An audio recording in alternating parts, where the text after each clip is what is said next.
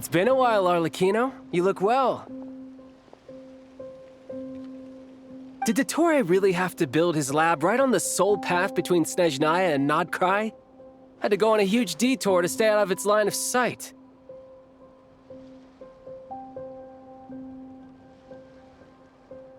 Sounds like an arduous journey. I assume you've brought word from Her Majesty? Of course, all part of the job. Firstly, the Tsaritsa has authorized Fatui Internal Affairs to review Dottore's case. They will reach a formal verdict on whether he has turned traitor and whether he poses a threat to Snezhnaya.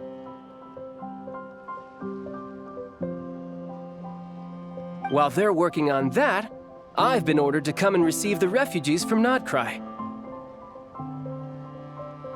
They are nearby. My team will escort you to them shortly. Great. Aside from that, Her Majesty has a message for you and Sandrone personally. Huh? Where is Sandrone? She stayed behind to work since I was making the trip anyway. It seemed sensible to have one person on standby at base while the other came out to meet you.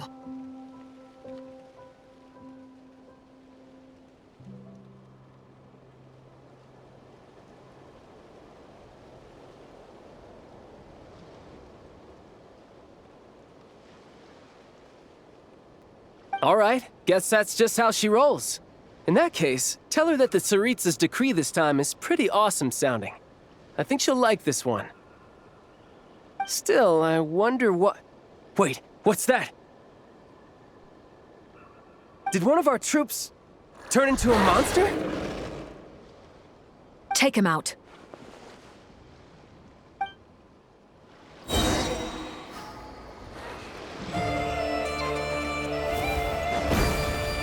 Laid bare.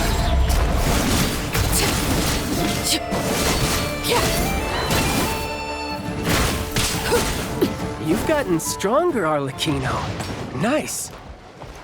Stop that right now. I appreciate the praise, but I am not fighting you today. I knew it.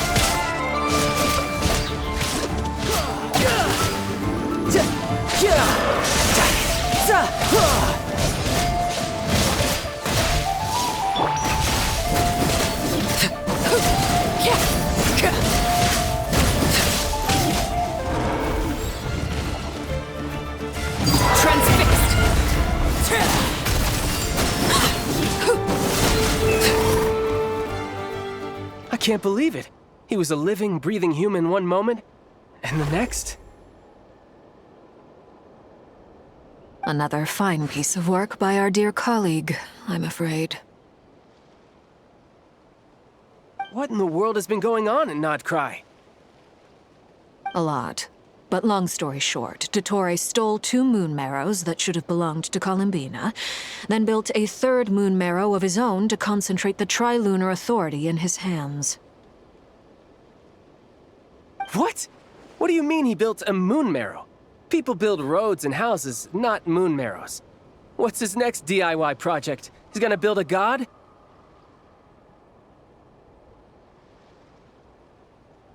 You could stand to be less surprised. We are harbingers. The work we are engaged in makes the creation of gods seem mundane by comparison. I tell everyone who asks that you once crossed swords with Rex Lapis while serving as a key supporter for Rosaline's plan. But right now, you're acting like a common adventurer.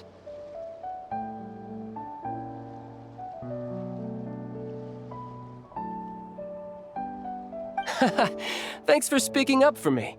Those 2 really took me for a ride back then.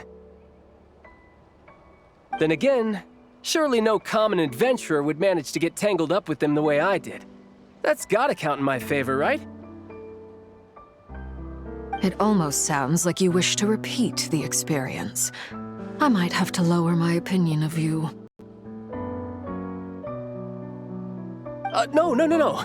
I'll stop talking. Please, go on. Dottore is currently still experimenting with his newfound power in ways that continue to corrode the outside world. As for the human mutation, I believe this is simply a consequence of his experiments, and not a strategic move. That radiant beast was once a subordinate of Sandrone's. I suspect he was only allowed to live so that he could become an experimental subject. Also, those of us who fought Dottore have been afflicted with a curse. As such, I cannot leave Nodcry. This is so much worse than I thought. No wonder Her Majesty's decree is so extreme. While these exceptional circumstances persist, the Harbingers are hereby authorized to use unilateral executive powers. Should Dottore pose a threat, Arlecchino and Sandrone are permitted to eliminate him.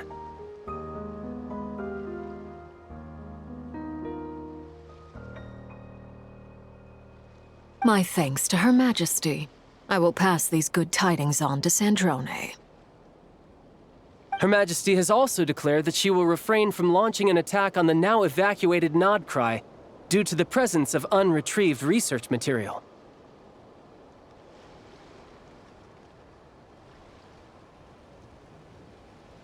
A wise decision.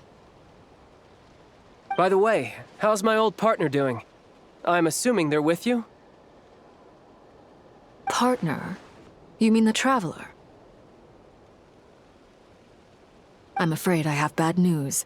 He was captured after our failed assault on Dottore's lab. His whereabouts are currently unknown. What? Why? Since when does Dottore have a bone to pick with him? That is indeed the question. I'm not sure he does. He must have some other goal in mind. This won't do. I have to rescue him. You can't. We have no idea where the Traveler is. What am I supposed to do then? Stand here twiddling my thumbs? Sandrone is working on it. The best thing you can do right now is complete your mission. Fine. I guess I'll leave this to you then.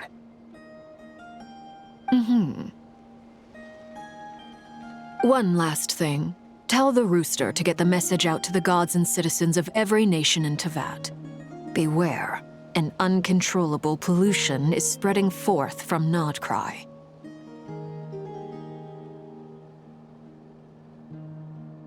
The source of that pollution is a madman drunk on the success of his experiments. The Fatui and our allies will endeavor to contain the threat. However, if Nodcry falls, things are likely to escalate. Considering Dottore is one of our own, all Fatui stationed in Nodcry consider it our duty to stay and fight him to the bitter end. Whatever the cost. Hey, don't be too pessimistic. If it comes to it, I'm sure Her Majesty won't stand by and do nothing. I hope you're right.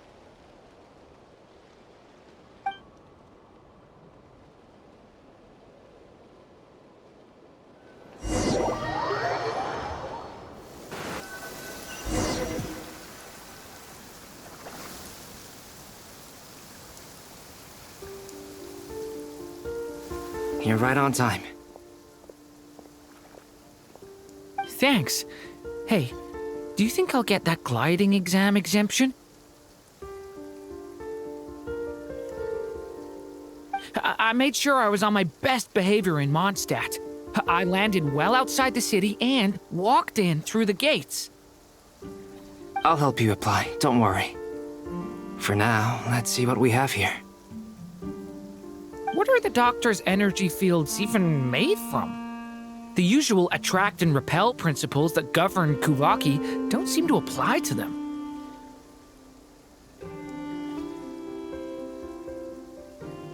They are very mysterious, but ultimately, they appear to be comprised of energies from the three realms.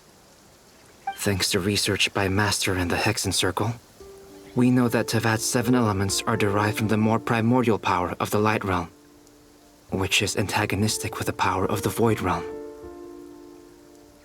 Since you have the power of the Dragon Durin within you, I'm sure you can already tell that this energy field contains no abyssal energy. That's true. It's not abyssal energy, it's something pure, wild, and untamed. I've been thinking about something. Do you still remember the device that Dory supplied from the Academia when you and Miss Columbina fought Rarier? That was one of the most marvelous feats of ingenuity I've ever seen. The design, the craftsmanship, the material selection. I couldn't fault any of it. Not to mention the operating principles. Surely the most ingenious feature of all. Dory didn't go into detail on how it functions, but I have a working theory. The clue was that Miss Columbina was somehow able to use the pyro energy that you provided, despite the fact that, as a moon goddess, she should only be able to use light realm energy in principle. Now, all elemental energy is, of course, derived from light realm energy to begin with. Hence, I suspect that the device works by restoring elemental energy to its original state. This presumes a theoretical model of the 7 elements akin to that of light refracted through a prism. Perhaps it is no mere analogy. Maybe there is indeed a prism in this model. I almost wonder if the idea for the device was conceived based on direct observations of said prism. It would explain how such an ironclad design concept was achieved. It is at once a masterwork of engineering and a groundbreaking application of the Academia's latest elemental theories. I suspect only Lesser Lord Kusanali herself could have devised such an ambitious technology. But back to the energy field before us. If this is pure light realm energy, its relation to elemental energy is one of integration versus division. Or you could say that the former contains the latter.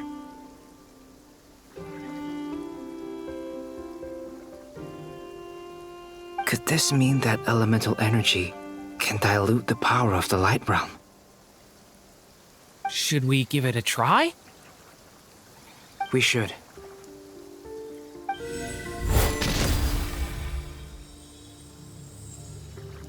Ha! It works! Clear signs of disruption were detected at the periphery of the energy field. This indicates that elemental energy can disturb or even negate the field.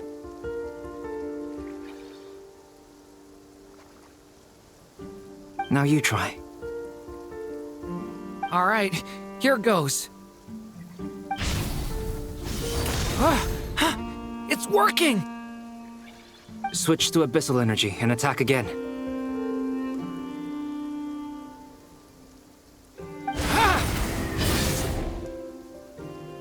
No surprises there.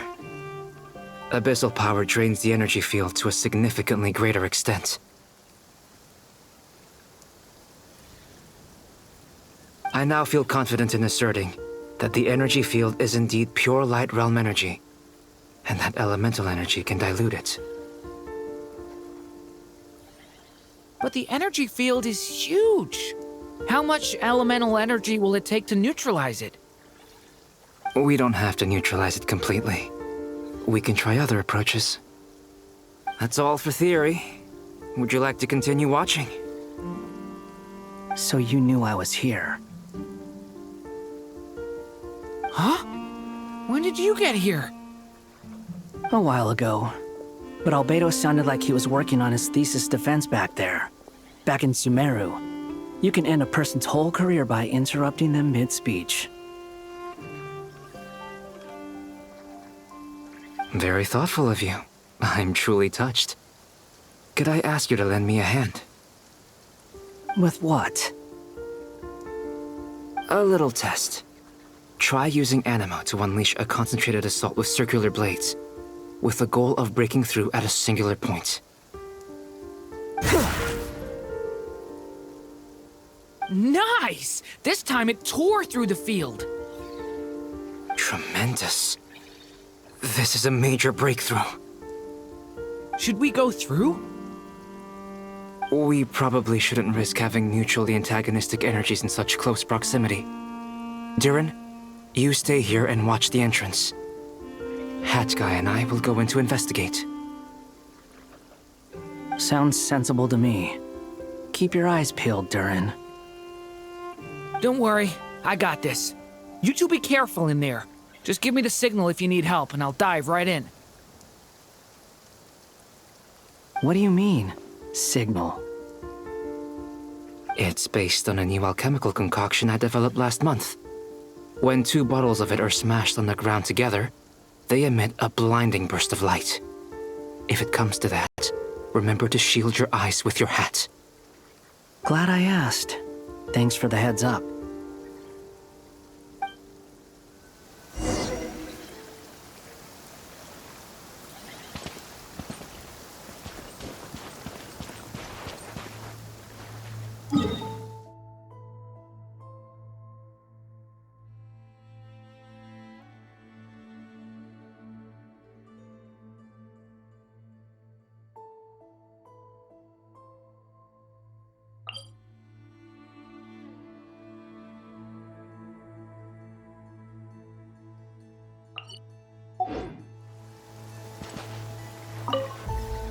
Like I thought.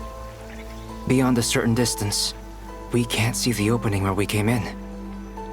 Maybe that's to prevent people from escaping. Sounds like Dottore's style to me.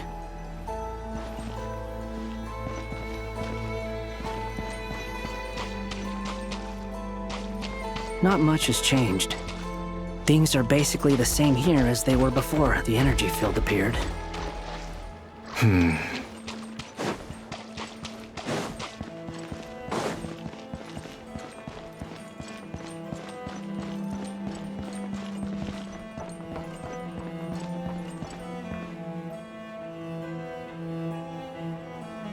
They have no heartbeats and they're not breathing.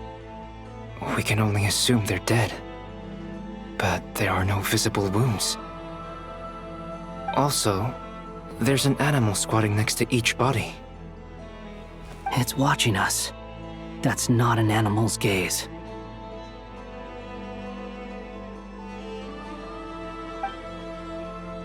What are you trying to tell us? Doesn't seem eager to talk. I guess maybe it's just an animal after all.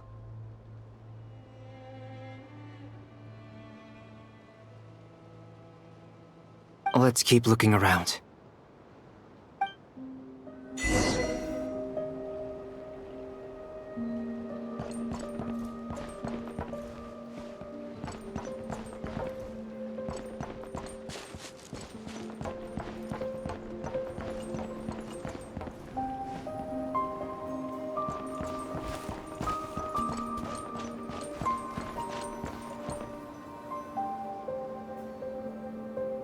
Same situation everywhere. Not a living soul in sight. Just countless bodies with animals standing watch over them. Well, I think we can safely rule out the possibility that they're all pets. Is skirting around the topic your way of showing consideration for other people's feelings? Just being cautious. I don't doubt that you can handle the truth.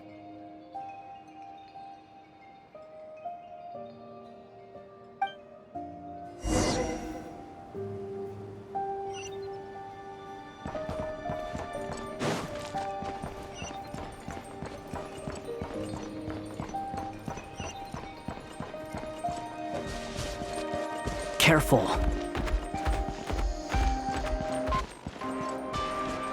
Please. Help us. Please. Over there, I hear a voice.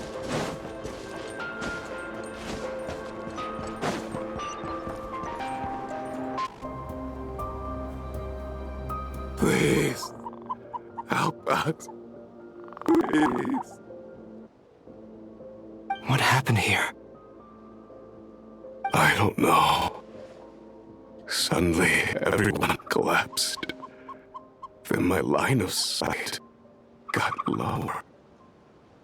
I still have some of my senses left. I gotta get out of here.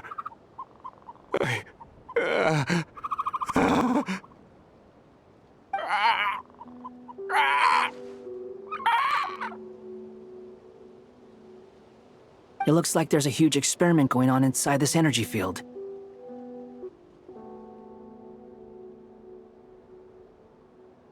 Maybe each energy field is its own giant experiment.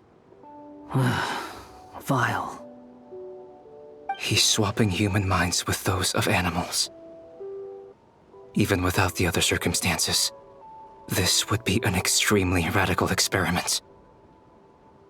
Those people may have lost their sense of selves, but they are not fully animals either. If they were, they would have left. But instead, their instincts are driving them to remain by their dead bodies. We should go. No sense in sticking around here longer than we need to. Agreed.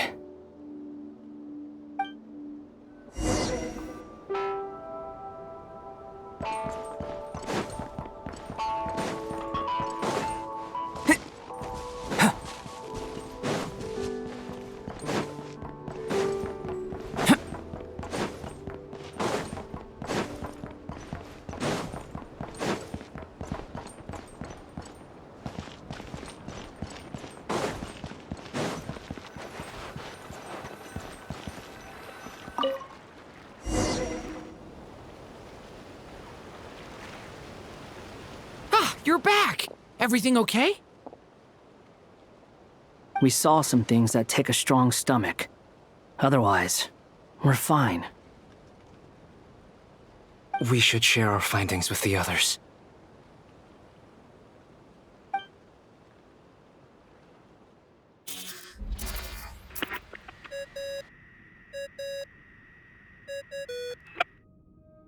Yes? Who is it? Miss Nefer, it's me, Albedo. We found a way to break through the energy fields.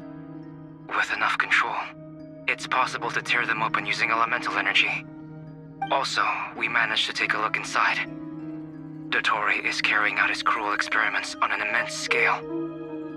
Any residents who have failed to evacuate in time will likely meet a grisly end.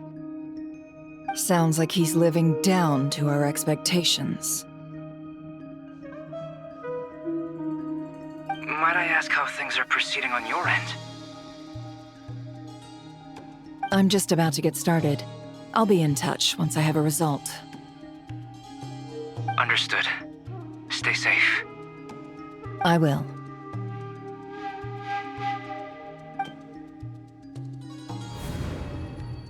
Well, Nefer, I'll link up with you once my tasks are complete. What makes you think I'd need you to do that? I'll need it. And considering the way you approach certain matters, I think you'll be better off with me present.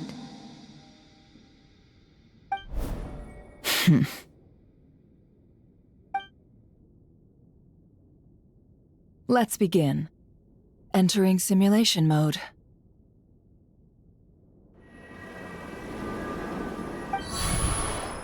A vast wasteland. Is this the Traveler's inner world? I was expecting something more vibrant, to be honest. Wait, someone's there. What are you looking at? In that case, I'll look at it with you. I want to know all about everything you've seen and experienced. Is there somewhere I should return to? Or should I stay here and be the hero everyone says I am? I don't dislike my current life. Roaming the land, fighting battles, accomplishing missions, earning a living, looking after Paimon. It's not so bad. I guess the only thing that's missing is that you're not here with me. This is the conscious layer, which contains a person's true feelings. It is filled with both longing and kindness. I suppose anyone who lives long enough ends up wishing for someone who can't be there. Maybe it's the only way we can feel truly alive.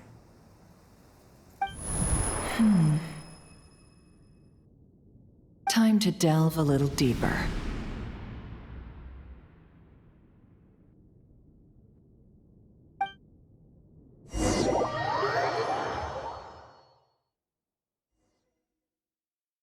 Nasha Town is hardly the optimal choice for a place to live, but it has character and a reasonable population density.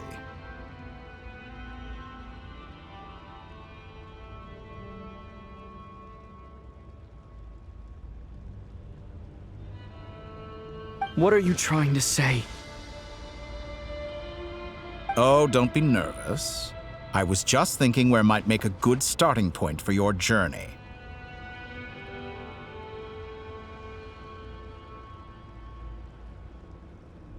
Perhaps I should send you further afield.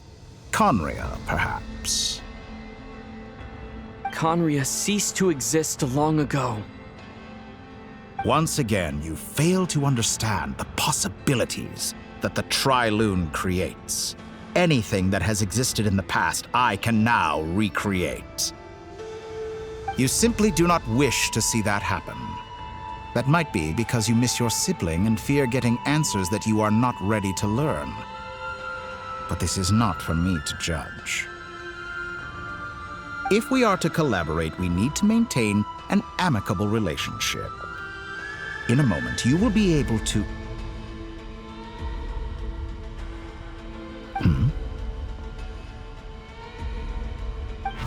Oh no.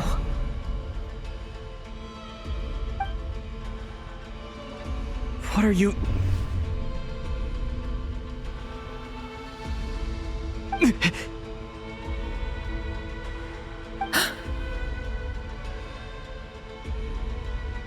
What are you gonna do? Don't move. Something unwanted has crept into... Oh? Gone as quickly as it came.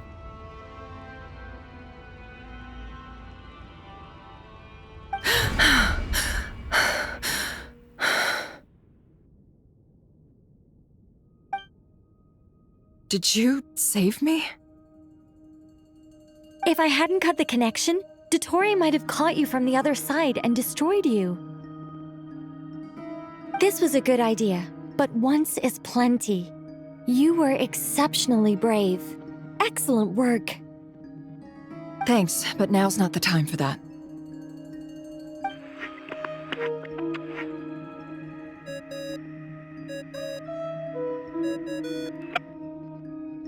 Albedo speaking. I think I know where he is. What is this endless darkness? I can't see anything, even though my eyes are wide open. But why? What happened? Ah, sorry about that.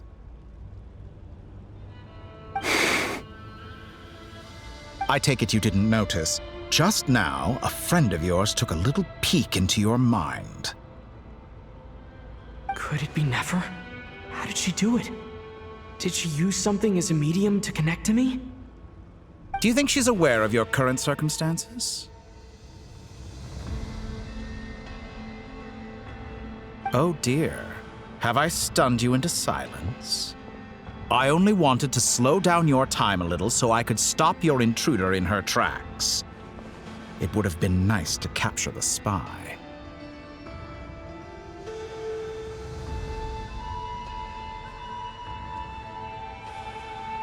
I must say, I'm finding the ability to adjust the flow of time rather intriguing.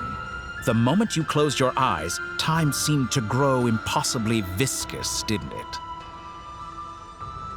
A whole month passed before you opened your eyes again, but only for you.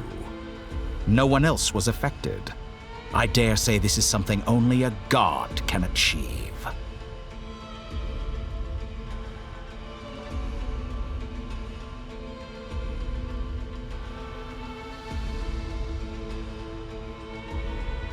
Point taken. You've proven once again that you have god-tier powers. Oh, you misunderstand. This wasn't about proving a point. I was testing things out. I find I learn best by doing, and I have to admit, time is not the easiest dimension to control.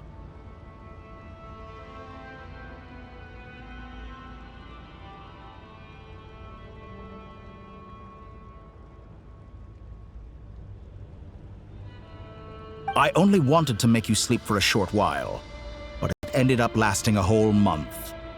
Clearly some finesse is required to wield the authority over time as I wish. I hope you're not angry with me. It was only a month's discrepancy, nothing too serious. Had I been off by a year, a decade, or even a century, that would have been quite a different story.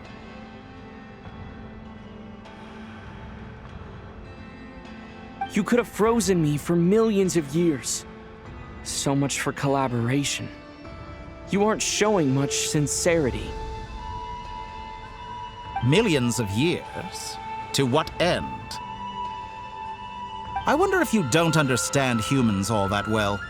They are very pragmatic creatures who understand only that which they can perceive with their senses.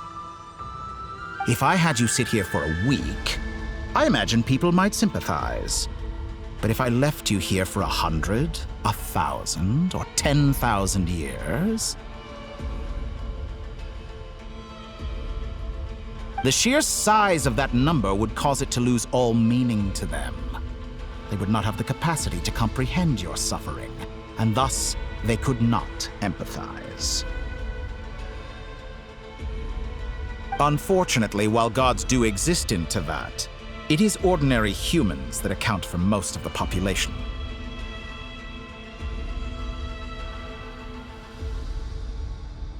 Their lifespans are so limited, their bodies so fragile. Did you ever really hope that they could begin to understand someone like you?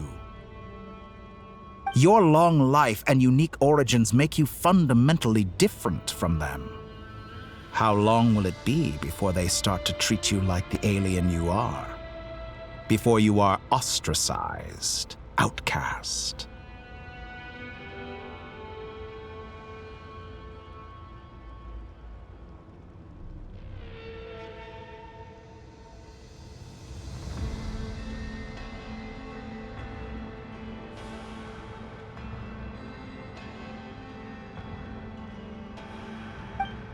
Alien? Even I feel bad for you sometimes. This world has made you into a slave. So many times you have served its will, and not once have the powers that be ever thought to grant you the one simple thing you wish for. You have been treated most unfairly. I can change that. I will grant you special privileges and give you back the status you rightly deserve as a descender.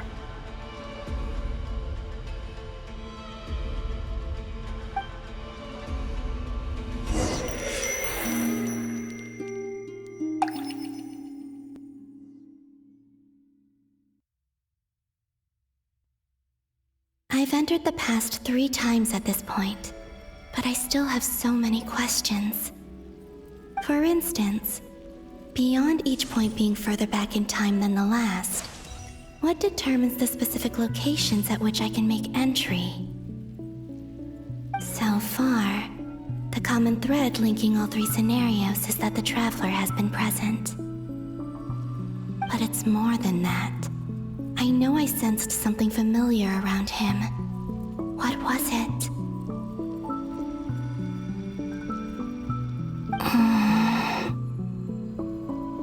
I'll keep this question in mind as I carry on.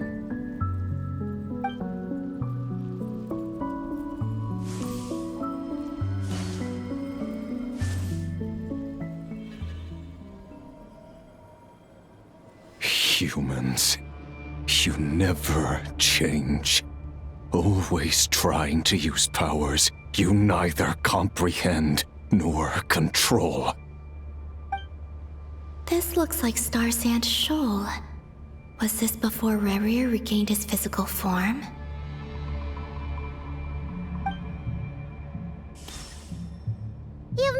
cannon again, huh? Sorry, but this round's not gonna go your way.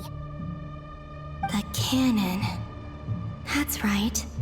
I was at Silver Moon Hall and I sensed an abnormal Kuvaki fluctuation coming from Nasha Town. And right after that, came an ominous power emanating from Star Sand Shoal. My body was once torn into countless pieces and hurled into the swirling chaos of time itself. But even so, my life and will were not extinguished. I wonder if I could try to prevent his resurrection. But how would I do it? What can I do, here and now? Traveler! Behind you! Look at that light! No, I won't make it in time.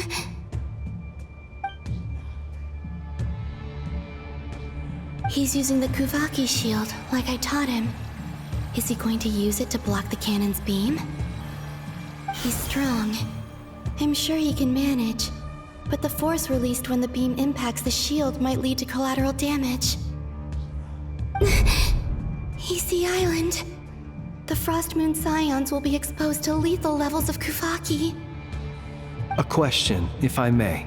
Kind Miss Columbina. When the cannon's Kuvaki beam was deflected earlier, I saw several bolts of energy streak toward Hisi Island, only to be blocked. Did you also have a hand in that? Maybe that really was me after all. Well, future me. But I don't know if I have enough power left.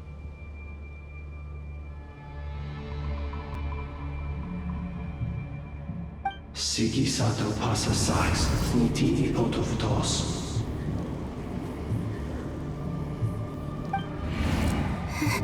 There's no time. Osestikos paratin tiram to risuiku, to pirto aithion feraton. I have to make it. Oh, Frost Moon. Oh, great land. Oh, slumbering moonlight of Nodcry. If you can hear me, if you can sense my call, then please, heed me once more!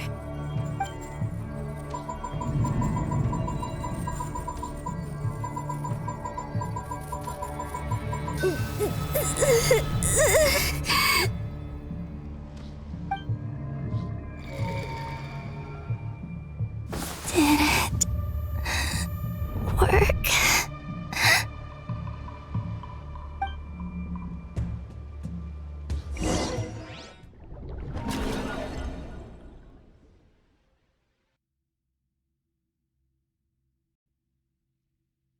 Hey, wake up. Hey, did you hear me? Columbina, I said wake up now!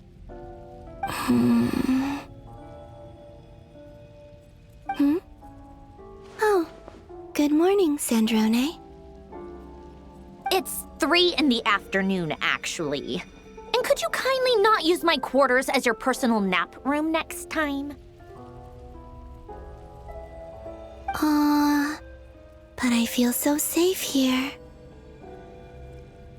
And your coffee, right?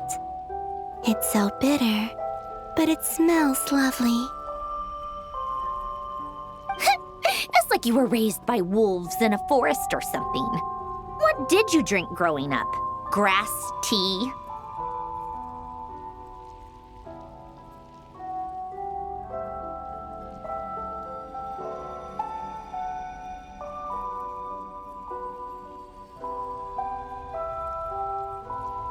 The Frost Moon Scions certainly led a more frugal existence than the Fatui. Then I'll bet you've never eaten one of these before. It smells delicious. That's because it's a Fontanian recipe. I had a little free time today, so I made a batch. Rosaline will be here shortly, but if you really can't wait, I guess you can go ahead and...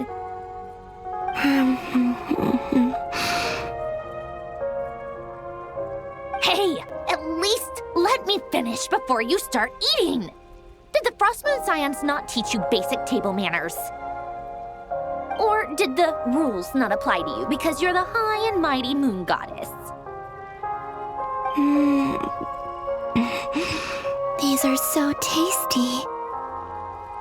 Of course they are. I made them. I was worried they might contain traces of machine oil. What?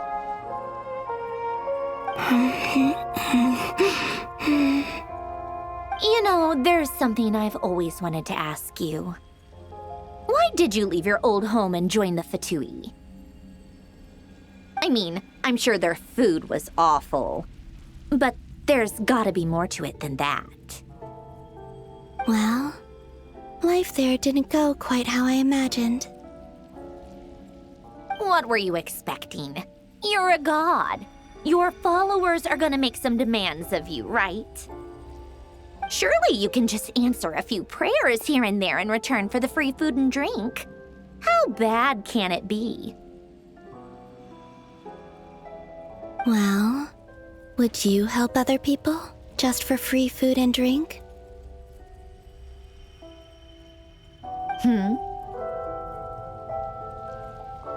The doctor told me that you were created by a great mechanic, Lord something Fisher.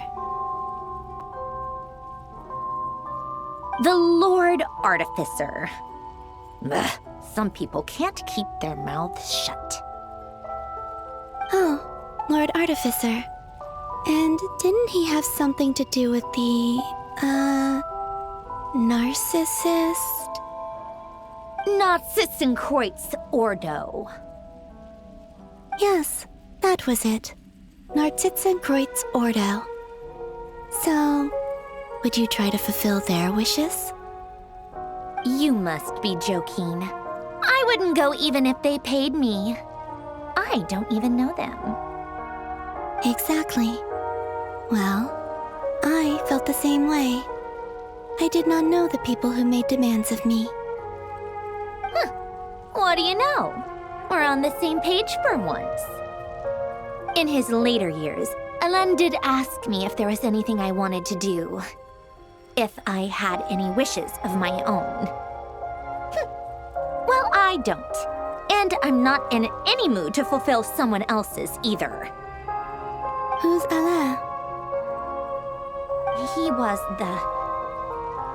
You know what? Never mind. You're not gonna remember. Anyway, the point I'm trying to make is, neither of us is the self-sacrificing type. Let me ask you this. What sort of place would you like to live in, if you could choose? A place where people don't ask me for things I cannot give them. Where they don't worship me, or fear me, but just want to chat with me like a normal person. I'd also like the freedom to come and go as I please. And ideally, it would be somewhere with the smell of coffee and snacks. Not to burst your bubble, but no such place exists in the world. Now, take your snacks and scram.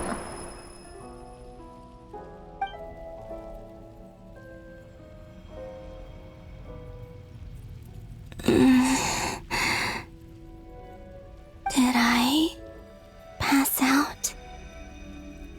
Of course. I'm back here again. I dreamed of events from my past. Sandrone. Traveler. I miss you all so much. Back there, I guess I managed to harness all the Kuvaki energy on Hisi Island. But how did I do it? Time is flowing backwards here, and I can use that familiar power to enter the world of the past. That mystery ally everyone talked about. It was me all along.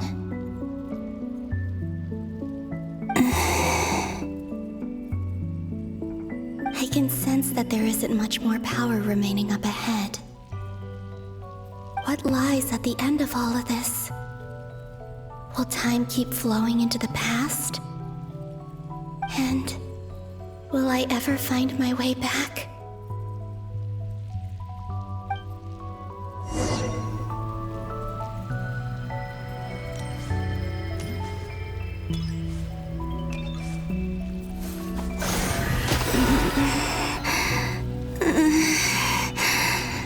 It's getting harder and harder to use my power.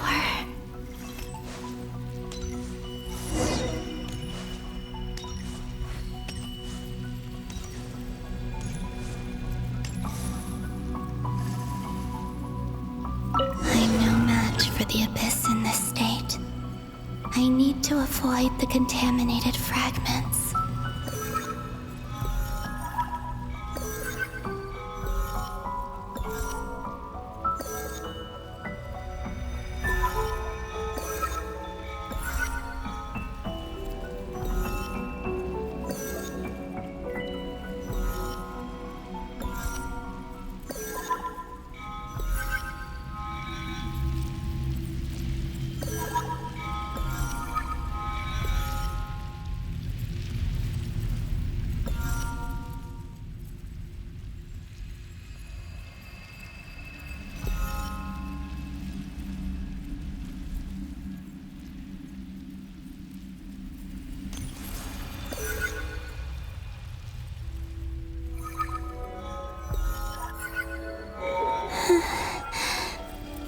Time to go. I wonder where I'll find myself this time.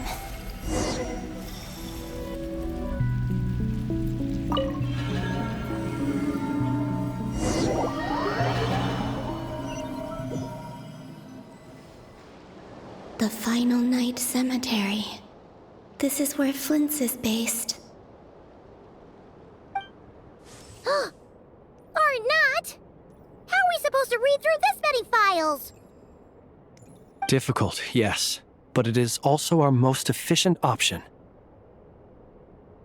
Seems like they're searching for information. Oh, I remember. Flint and Varga talked about some files on the Wild Hunt. Was this my doing too? To expose the true intentions of this Rereer, we need to dive into Notcry's history. Are my actions changing the past? Or are they simply completing a process? Is all of this inevitable? Or am I the one making these decisions? If I choose not to help them now, will it change how things turn out? Hope we don't land on our heads then. They're my friends. I can't not help them.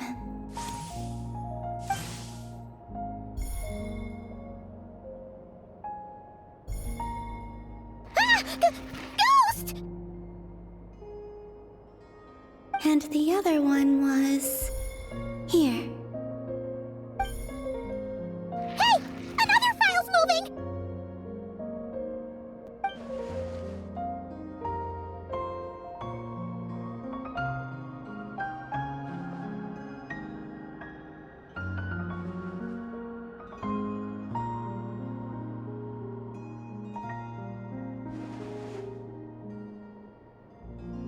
That should do it. Luanatar? You can sense my presence? Wait!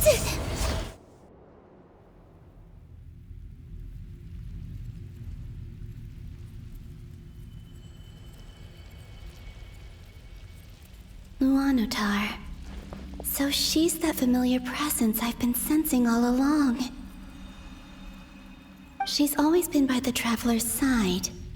That explains why the Traveler has been there each time I've entered the past.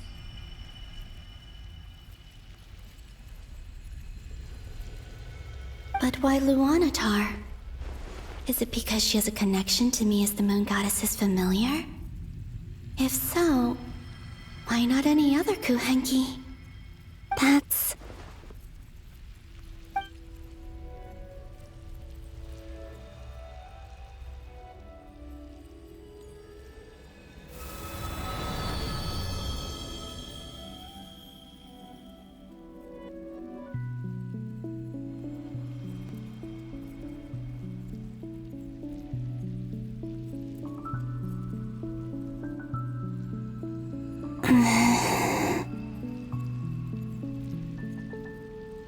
I cannot sense any power up ahead. Just a void, stretching out into infinity.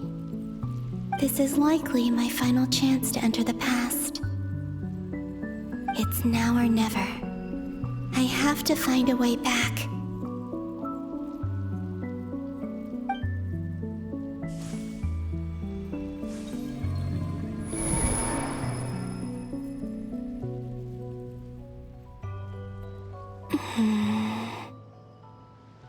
Sea Island?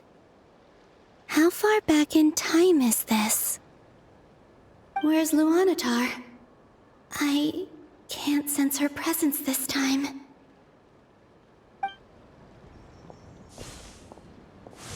Oh, seeing Enefa and Aino reunited like that sure was heartwarming. Traveler, Paimon. No. Stay calm. I don't have much power left to change things. I don't even have that much time left here. Think, Columbina. How do I find a way back? A way back... to where? Do I go back to Moon Prayer Night? Or to the future that followed? And if I return in my current state, what will become of me then? Dottoro's actions that day proved that he'd been planning that for a long time. He had already seized the power of 2 Moon Marrows before capturing me. Even if I manage to get back, how can I fight against him when he wields the Tri-Lune Authority? I can't. If I go back like this, I'll be playing right into his hands. I have to find some way of rivaling the power he has usurped.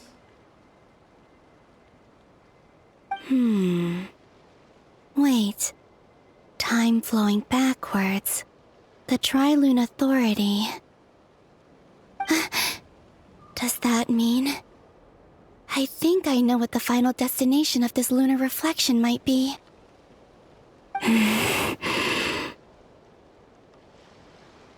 I know what I must do.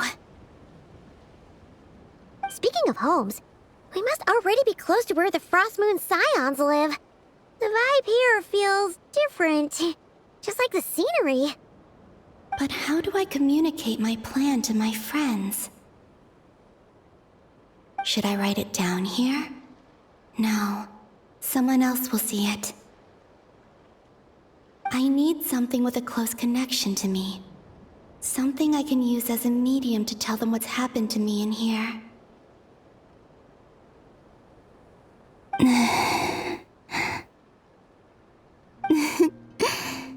Now it makes sense.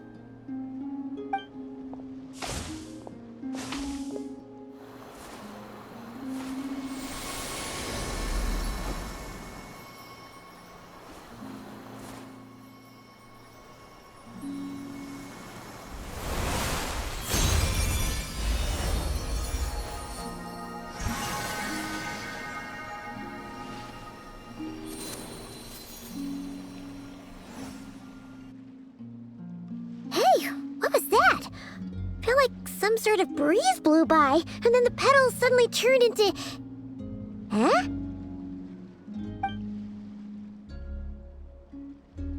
It was I who brought Luanatar into being. I gave up a piece of my own soul to create her. That's why I could sense a familiar power from the moment I entered this space. It also explains why she's been present in every past location that I've entered. Because we have a deep connection. Hey there! What's your name? And the reason why there are no more gates to the past after this point is that Luanatar hadn't been born then. No wonder I sensed the trace of a blessing when we first met, but I still didn't recognize the soul hidden within you.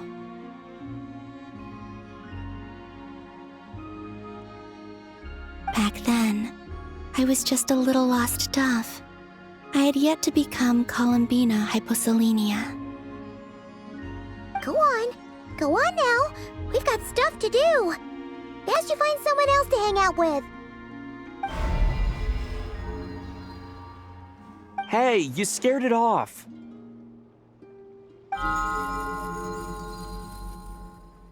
I'll be counting on you.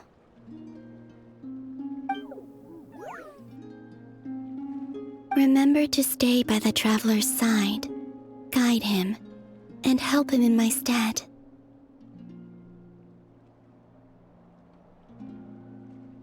Oh, and bring him to the garden where the moon prayer blossoms grow. There's a little lost dove there who will need his help.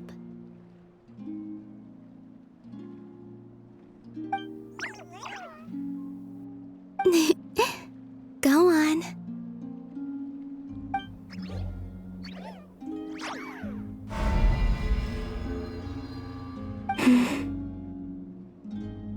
You too. Go and live your story. As for mine must go in a different direction.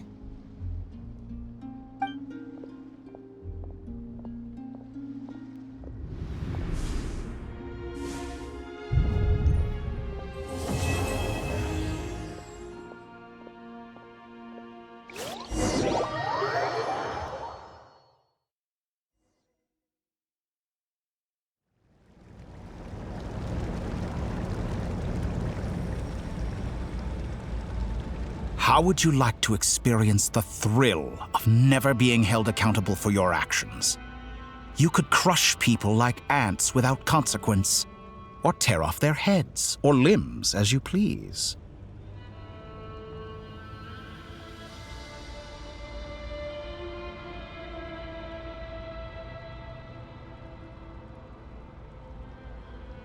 Believe me, such a life is but one small step away.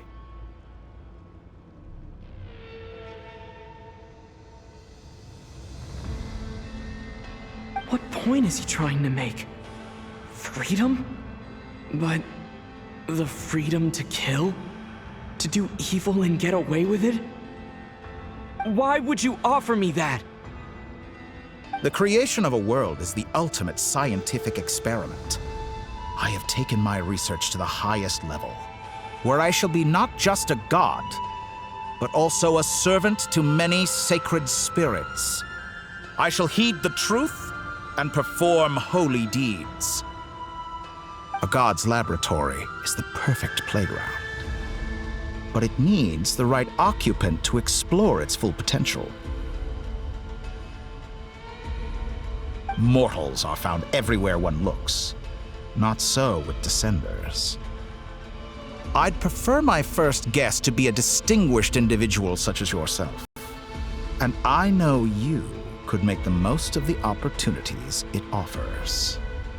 So the condition for entering the new world is to take innocent lives. The same dilemma that Rerir once faced.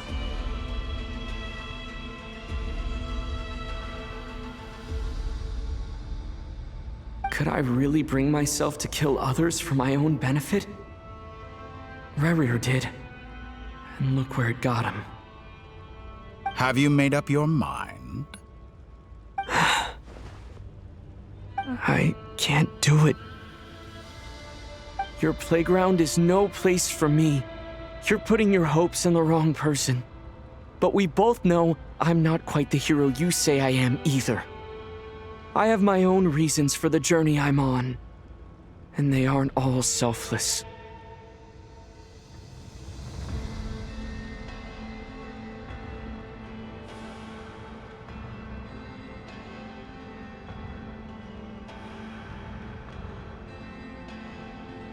You've grown a lot since we last met, but there are still things you are unwilling to compromise on.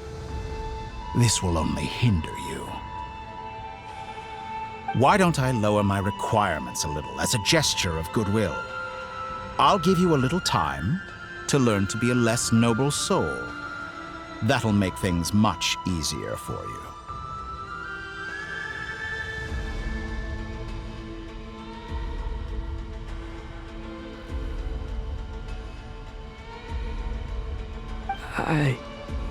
I really doubt I could live that sort of life. And yet you already sound less defiant than a moment ago. The benefits appeal to you because you can read the signs of the times.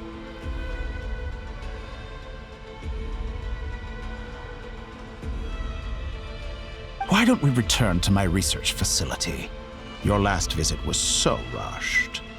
There is much that I have yet to show you.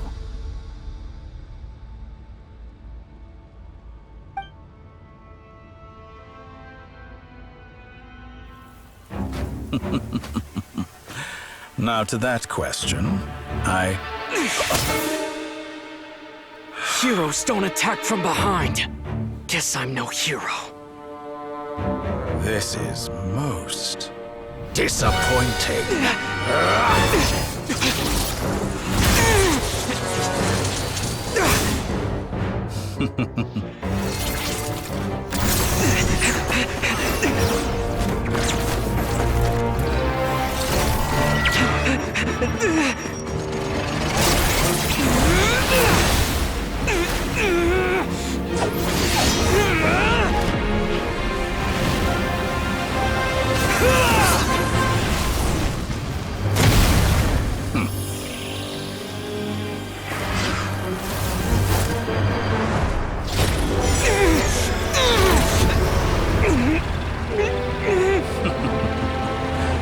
Now then.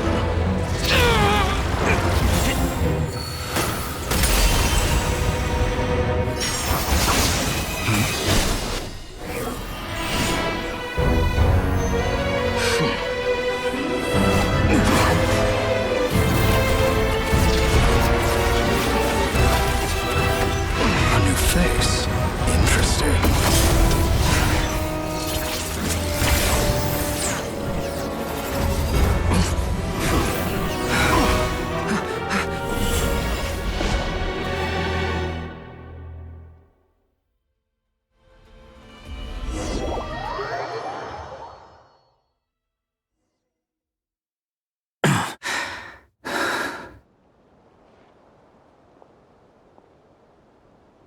You're still gonna call me Hack Guy after that, huh?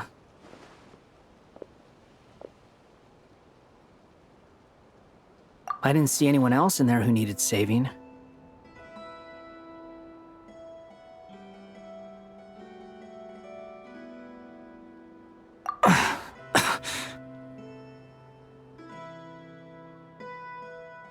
It's nothing. I'll be fine.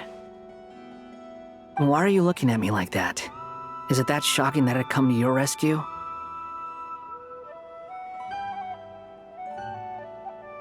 I owed you a favor back in Sumeru.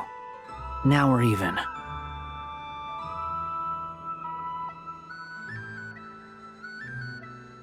Distracting Dotori was tough. I won't lie. He's not gonna fall for the same trick twice.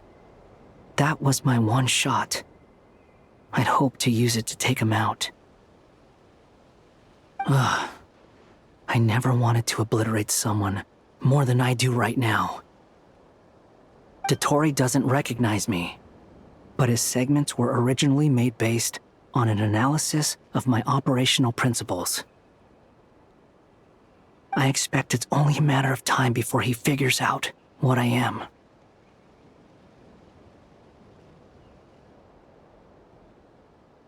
So Dotori doesn't recognize Wanderer because he deleted himself from Irminsul. Did he really miss his only chance for revenge by saving me? Why the long face? Hey, I'm not blaming you, okay?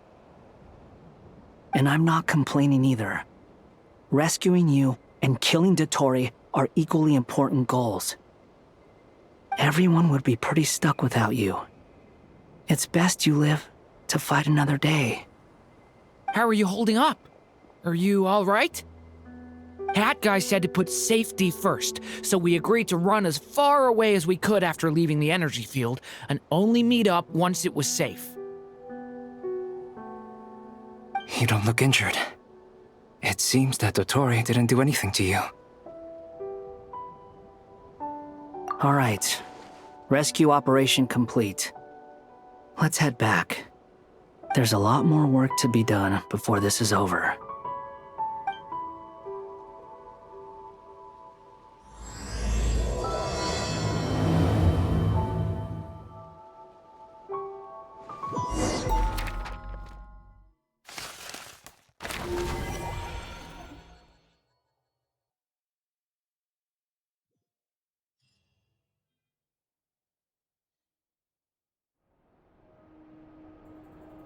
Understood. I will bear the Tsaritsa's decree in mind. I don't see what's so awesome about it, though. Does he really think everyone else is as immature as him? I'm not stooping to Tartaglia's level. I thought you might say that. How's your progress? Quite promising, actually. That alchemist Albedo gave me a few ideas. Remember how I asked you to look up some files for me? That stuff on the Nachtschitzenkreuz Institute. René de Petrichor and Jakob Ingold. Alain Guillotin despised René's theories and methods, but he never managed to come up with better alternatives either. So I adopted some of René's ideas.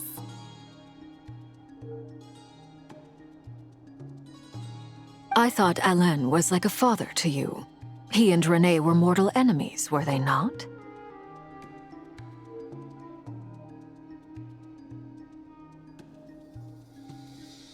And what would you say if Linny and his friends one day learned something useful from someone you utterly detested?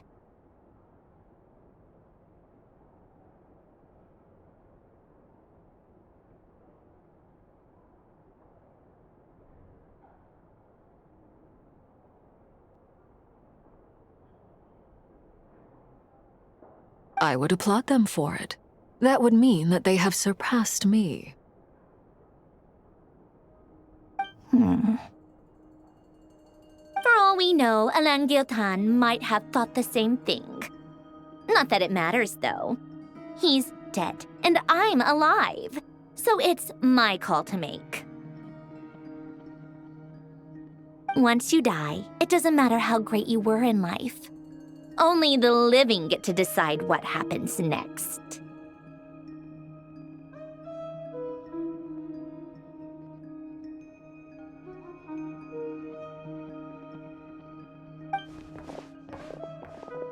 Hey, come on out.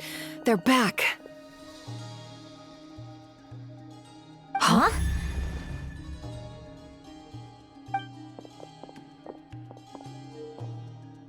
You're back? And your head's still screwed on? And you still have all your limbs? What does it look like? Way to keep your composure, madam.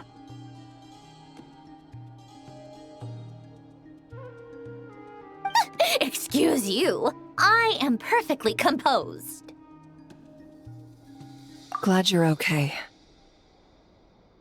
Yes, it's a huge relief. Worry? Oh, yeah, right. You think we, the Fatui, were worried about you? We were worried sick. Hey!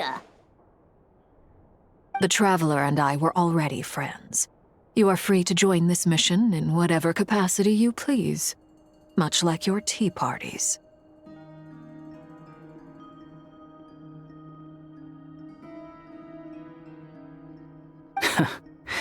It's a laugh a minute with you guys.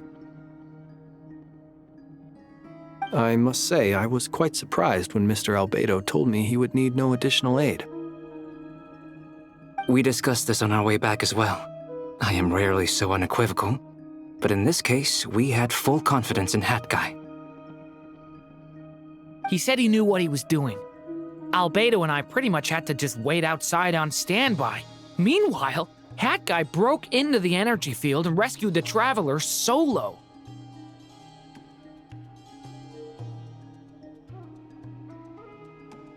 You didn't have to mention that.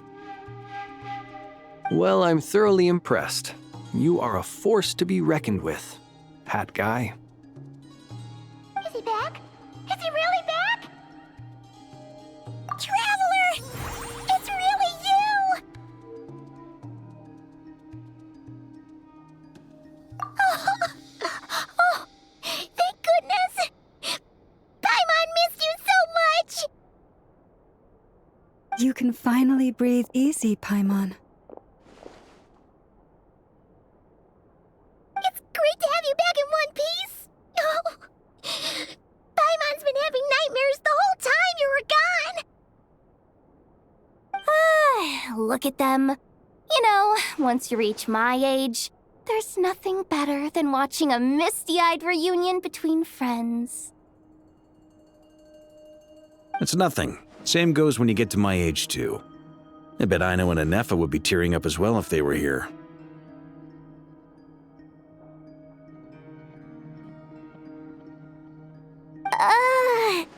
Varka, I'm not sure Anefa can cry. Oh, yeah, good point. Hey, your eyes are looking a little red and puffy. Come here, let's hug it out.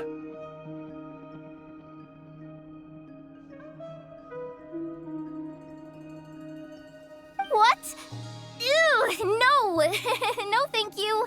You're not my dad, okay? Knock it off! Everyone, I'm sorry for all the trouble I caused you. But the silver lining is, I didn't come away from this ordeal empty-handed. While I was being held captive, I learned a lot about Dottoro's current capabilities, and what he plans to do with them. Allow me to explain.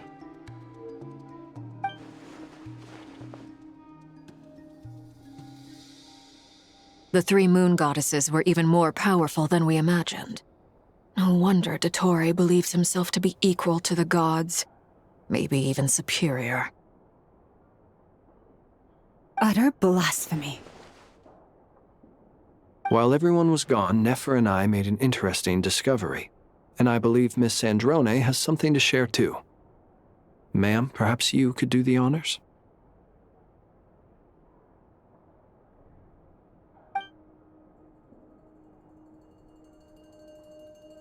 Called it. Getting rid of a pesky troublemaker like her is like trying to clean up after a crumbly cake. It always comes back to haunt you.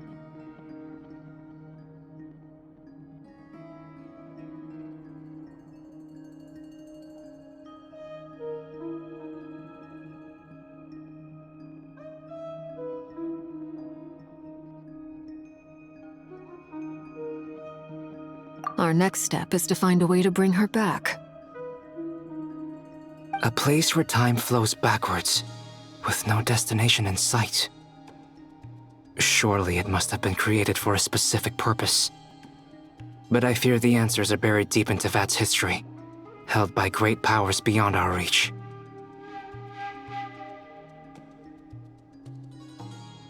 It sounds like she's on a specific path through time, just traveling in the opposite direction to us.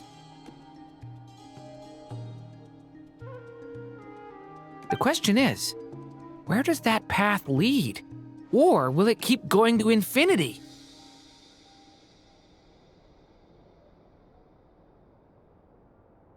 We considered that question as well. Strictly speaking, time is not infinite.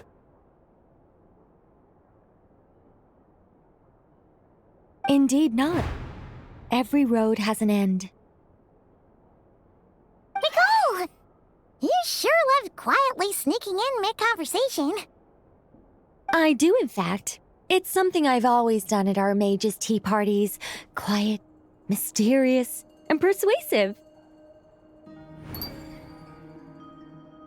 You wonder what lies at the end of her road. Well, just as the world has a beginning and an end, so too does time. And so, the end of the road is the moment that Tevat was born. But where Miss Columbina will end up along this road, that depends on where this particular river of reverse time began.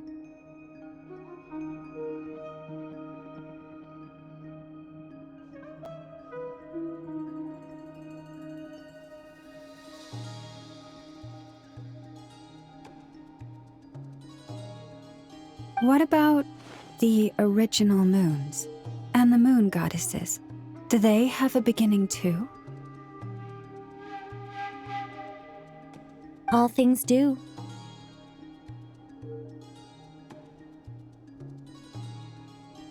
In the beginning, no moons adorned the sky.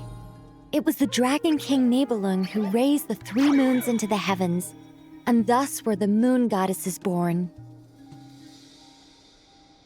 They were shadows of the planet, born to wield Nibelung's authority and oversee the world on his behalf. They were extensions of his will, manifestations of his majesty. But then one day, they disappeared just as suddenly as they had once been brought into being. Nobody knew where they had gone.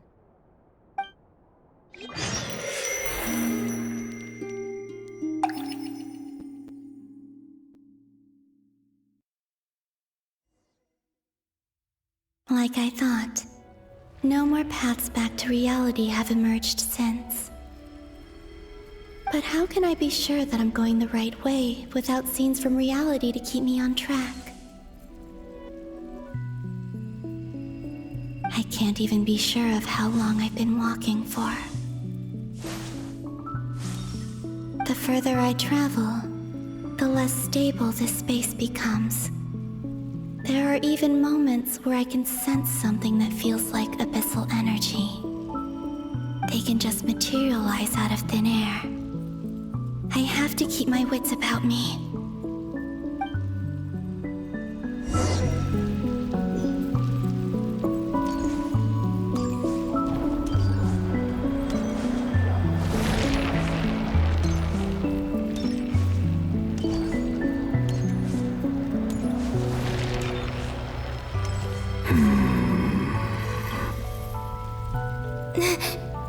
Is that the ray here of Solnari?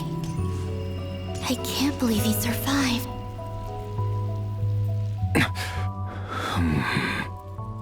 You are the moon goddess. But how?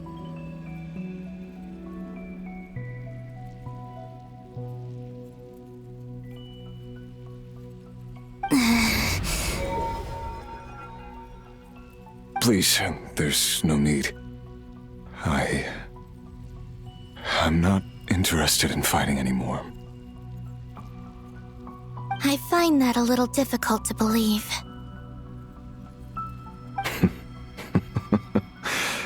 Yeah. Honestly, so do I.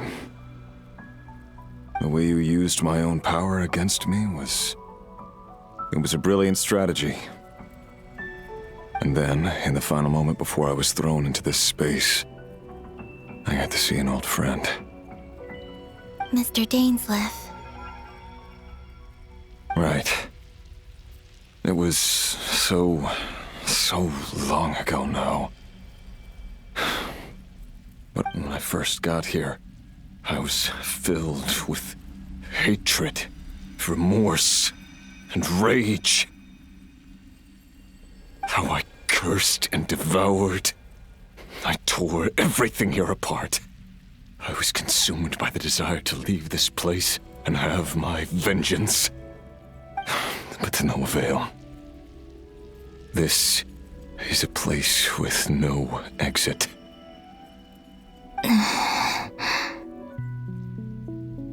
This is the second time I've entered this space. Though I have no memory of the first. I was torn to shreds the moment I entered. But this time, I survived. It must be partly because of this new body, and partly because of all the Kuvaki I absorbed in Nodcry. Are you the source of the abyssal power in here? Not all of it. Some is from when I first arrived here and tried to destroy everything. But there was already a degree of abyssal power here before I entered. And like a venomous snake baking in the merciless sun, it tried to slither into my shadow. Tried to? So, you rejected it? Yes. Because after that, the world suddenly became silent for a moment. What do you mean? The voices in my head, they were gone. And then I saw her. Her? Thelindis, my former lover. Never mentioned that she saw a memory of Thelindis leaping into the moon's reflection. More precisely, I saw her afterimage. I'm sure the real her is long gone. She was just an ordinary Conrian. She couldn't have survived here for very long. Anyway, why have you come here? Didn't you know it was a dead end? If I hadn't escaped through the moon gate, my friends would have been in far greater danger. Oh, I see. Because of your power. The power of a moon goddess. What? You'd like to know how I know, wouldn't you? The one who resurrected me said so. I could hear a deep lust for power in his voice.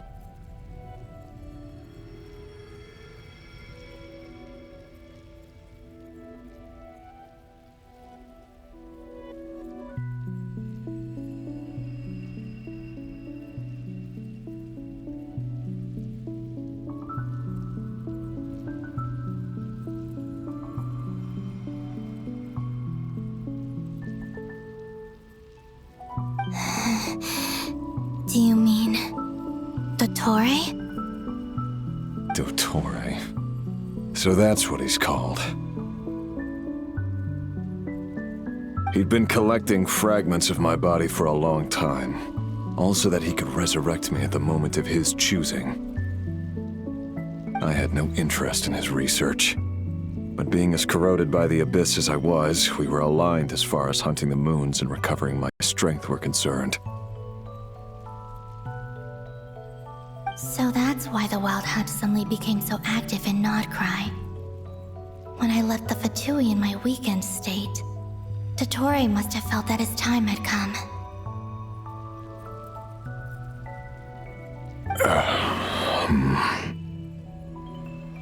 Moon Goddess, could I ask a favor of you?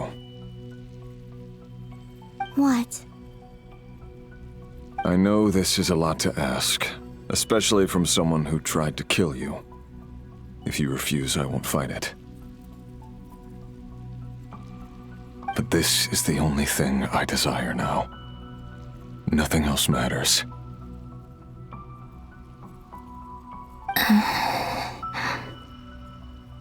What do you want? I'd like you to take a message to Thelindis for me. Thelindis? But...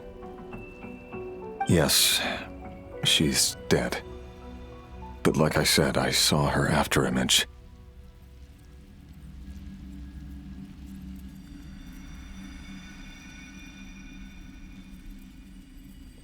I can sense that some part of her soul remains here.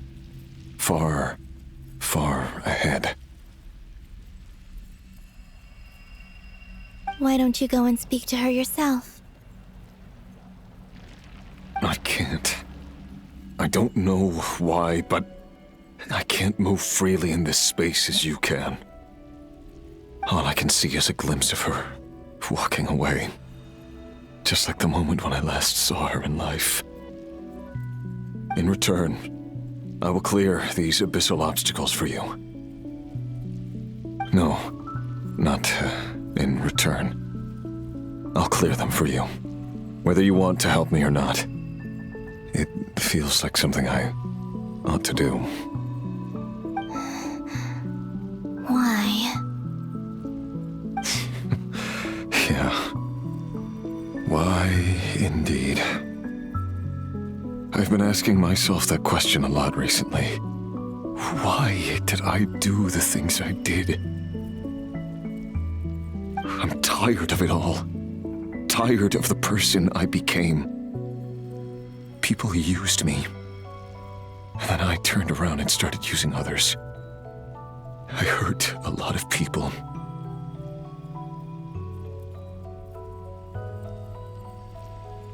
I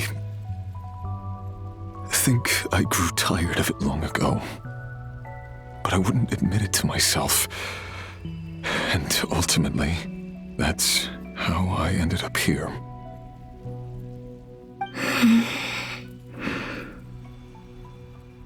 What do you wish to tell her? All of it. My past. My mistakes. Everything that happened after we were separated. Is it okay if I give her the abridged version?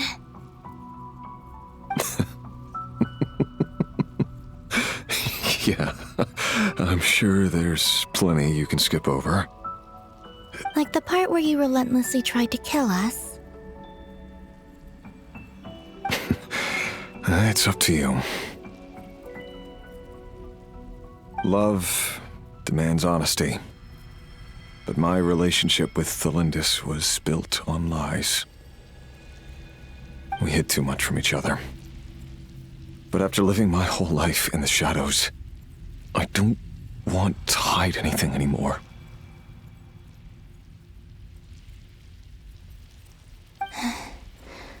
I will do my best.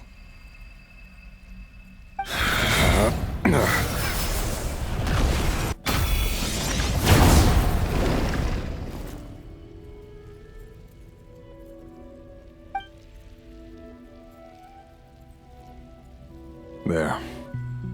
The abyss will no longer stand in your way.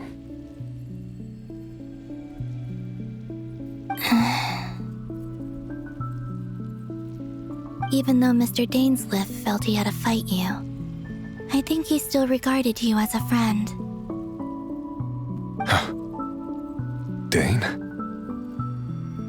He said that you betrayed him, but he also felt great remorse at never having understood what you were truly going through.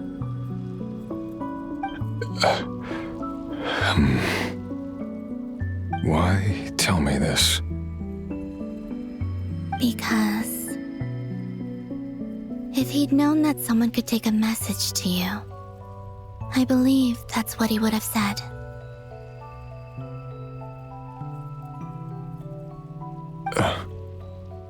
Thank you. It means a lot. I know this will sound strange coming from me, but don't die, Moon Goddess. I can tell that you're determined to get out of here.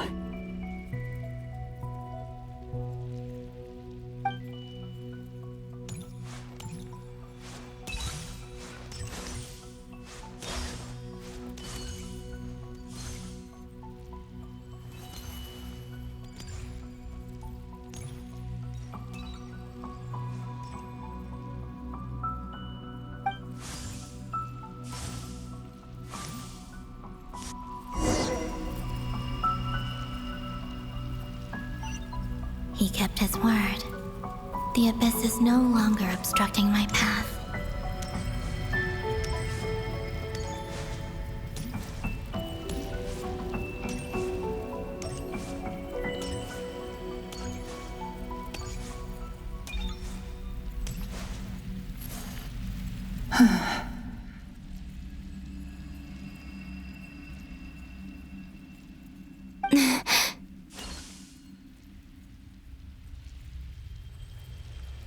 Is that the Lindis? She wasn't far off at all. And yet, they can never meet. Hello, Miss Lindis. Who are you? How do you know my name? I've never seen anyone else here before. You can call me Columbina. I promised Rerir that I'd bring a message to you. Rerir? My Rerir? Is he well? He's doing better than he was. Better than he was, huh? Sounds like he's had a pretty rough time. Others have had a rough time on his account too.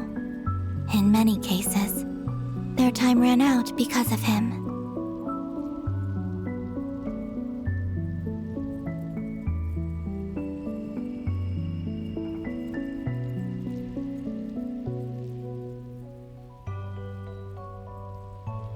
And I'm not just talking about the children of the Crimson Moon.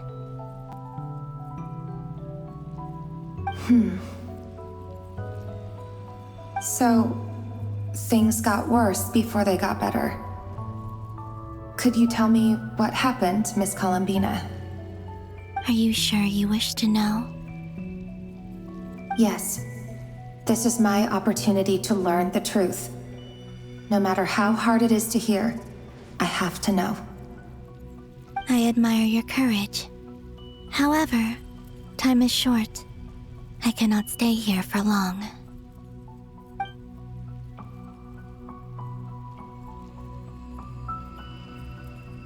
Rerir had seeds of hatred in his heart, and many people nursed them for their own ends. On some level, everything he did was to try and find a way to see you again. But in the end, he came to regret his mistakes. He wanted to apologize for hiding his past from you. Beyond that, he did not say specifically what it was he wished to convey to you. But I'm sure that you've always been on his mind. You are what has kept him going over all these years.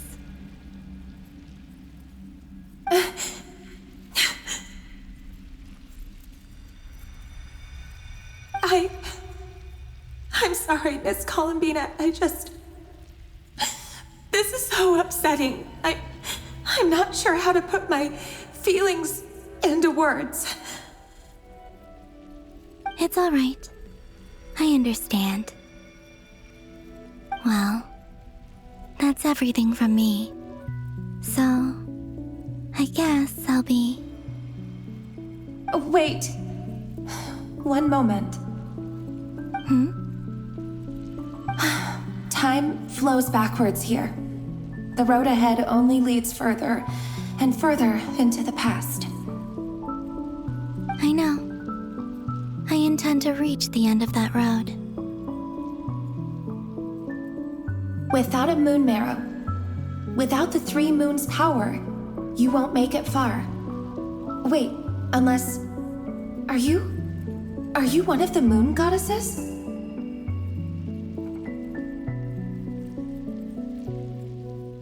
You could say that. I see. I often think to myself, if life is like a train ride, why haven't I reached the terminus? Where am I even going? And it's not just me, it's this whole place.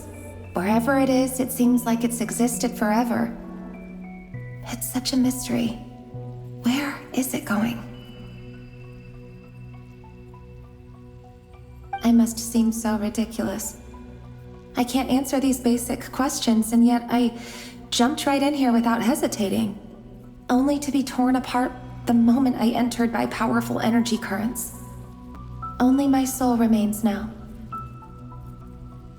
Thinking back, I was suddenly overcome with fear and terror in that moment. Perhaps I too became bewitched by the abyss. I may have been the leverage it needed to control Rerir. used to be a researcher at the Universitas Magistrorum in Conria, researching the iridescent moon's marrow. Eventually, I came to the conclusion that time in here flows in reverse. Rerir was one of the Finster King's retainers. With me, he was in an impossible position. It plagued him constantly. I wanted to help him escape his lot in life. I wanted him to be happy, so I thought I'd use this place to return to the past. At the time, I thought I could just go back to the day that the Finster King first found the princess. It was only after meeting the princess that the Finster King started going too far with his research into the abyss. That was the day all of our woes began. I thought I could stop the king from ever meeting her and solve everything. I couldn't kill the Finster King himself, so I had to find another way to save Rerir. That's why I wanted to go back, to kill the person who had brought new possibilities to our realm.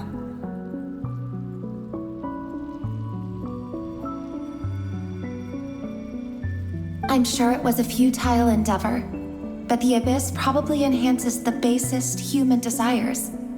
So I naively hoped I could change everything. But I was simply too weak. Like a speck of dust against the whole universe. Look at me. I didn't even survive the journey here. Not physically, at least. I know I'm never getting out of here. But you're different. You can make it, and I want to help you. I owe you that much. How do you plan to help me? Have you noticed the golden energy that exists here?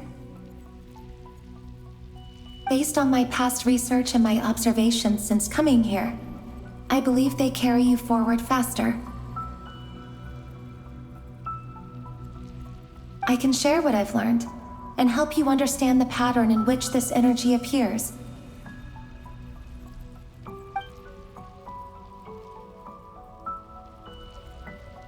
I think you just might... Now, I know you will be able to change the past. Also, I've been speculating about where this phase ends. The documentation was scanned, but from what I know of the legends about the moons, the oldest ones seem to begin with Nibelung, king of dragonkind. I have no way of verifying any of it by this point. But if it's true, you might be able to reach that era if you keep walking. Understood. Thank you, Miss Thelindis. I'm the one who should be thanking you. If you hadn't entered this realm of everlasting death, what use would my deductions be? Thanks to you, they have some meaning. About Rerir, I'm so sorry. It wasn't your fault. That's not true. Because we both feared bringing trouble upon each other, neither of us ever told the truth. And that dishonesty sealed our fates.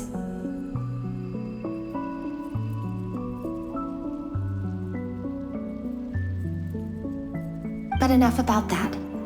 I wish you a safe journey, Miss Columbina.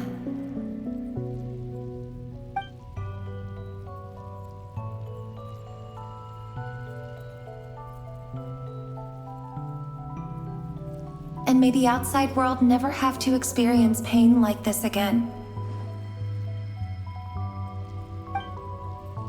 Rerir, you're there, aren't you? I cannot see you, because you exist in the future. I expect we'll be trapped in this prison of space-time for all eternity.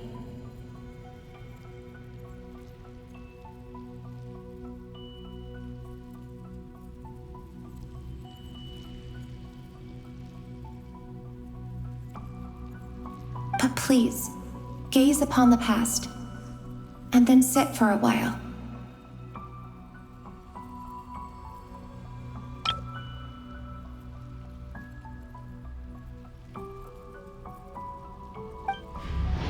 Let's find a place to sit down together, just like we did when we first met.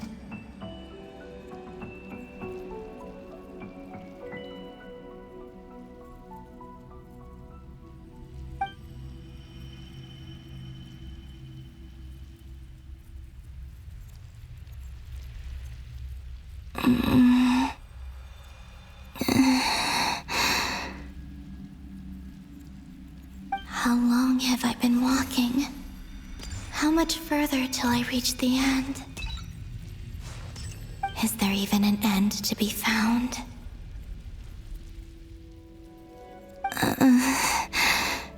Everything's getting blurry.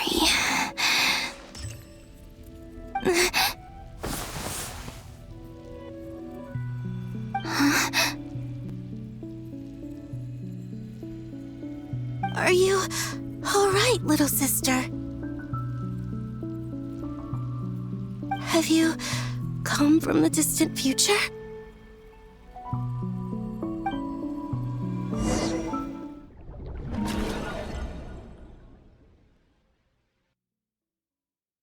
So, how exactly did the moons just disappear? Shouldn't it be a little harder to get rid of major creations like moons? The world is a vast and ancient place. On a certain scale, all life lasts for but a fleeting moment. Miss Nicole explained that the moon goddesses likely perished in the War of Funerary Flame. The moons themselves were also destroyed at that time, save for the Frost Moon, from which a new moon goddess was later born.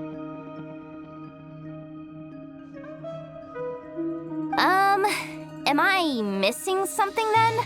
'Cause the stories say that the moon goddesses were born on the moon, but doesn't Columbina say she was born in Nodcry? Huh, you're right! Why do their birthplaces differ? What's the difference between the two generations of moon goddesses? Also, remember what Sandrone said? Her scans detected 4 moons. In other words, 4 moon marrows. Technically, the result of the scan means that 4 moon marrows were detected and positively identified as moons in that moment. In other words, this piece of information alone isn't enough for us to know how Miss Columbina is doing right now. Yep. We have no way of staying up to date on whether she's dead or alive. She's on her own for now. But at least she's trying her best to get back to us. Yeah. She's a tough cookie. And a sore loser, too. We have to trust that she'll find a way. Because we really need her power. As much as it pains me to say it, we've got no chance of beating Dottore in a straight-up fight. He's much too powerful. It wouldn't even be close. That maniac is going to devour everything in his path until he reaches us. We need to find someone or something that can stop him before he does anything worse. I'll be frank. Our only hope of defeating this false god is with a real moon goddess on our side. I'm not just saying this because Columbina's a friend and I want her back safe and sound. It's just the truth. And I know that even she was no match for him when he attacked, but I don't have a better solution. We're not giving up on saving her, whether she can defeat Dottore or not. Right. Don't worry, Miss Sandrone. We're all aligned on saving Columbina. No one's trying to argue that we can only justify saving our friend because it will help save the world. This is about multitasking. We want to save both. So, she's more than just a moon goddess to you guys? Absolutely. Duh! She's part of the thing. And you are too, you know. Yes, I know. You don't need to labor the point. I knew that the moment I came running over with my documents that I was part of the in-group. I mean, if Arlecchino can fit in, I certainly can. Anyway, as for how we get Columbina back, I've been working on it constantly. But I think I'm still lacking certain information about the moon. I'd probably get there if I could continue my calculations, but the problem is, I've run out of computing power. Computing power? You mean you need more energy? No, the issue isn't energy, it's processing power. There's so much data to get through that the whole process has just ground to a halt.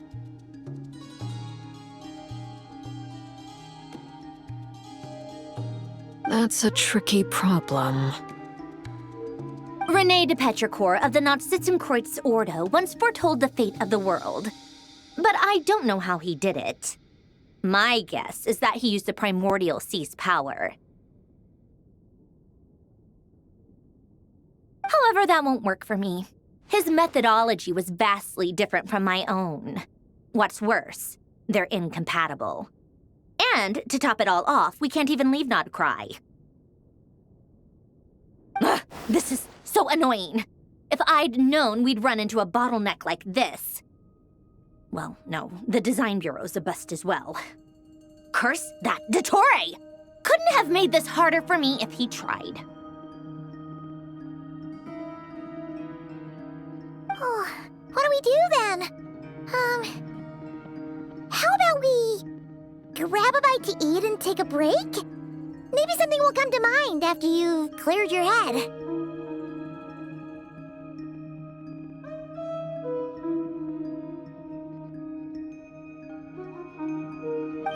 You don't get it, do you? I'm trying to calculate the fate of an entire world here.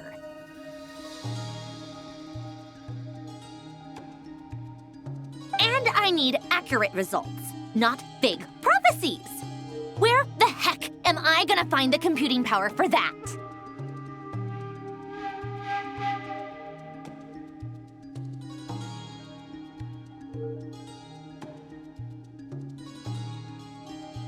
Ahem. Anyway, time to shelve the discussion on technical difficulties. Being a killjoy isn't very ladylike after all.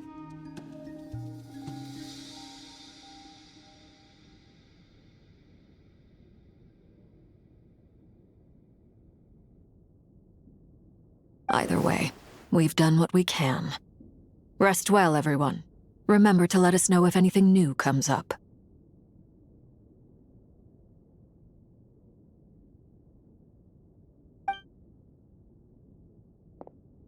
Hat guy? Is he hinting that we should talk outside? Let's go somewhere a little more private.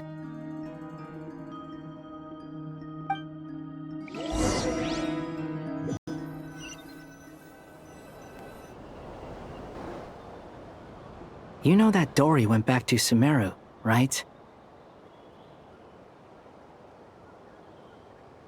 Yeah, she mentioned she was planning to head back. Things aren't looking good for Nodcry.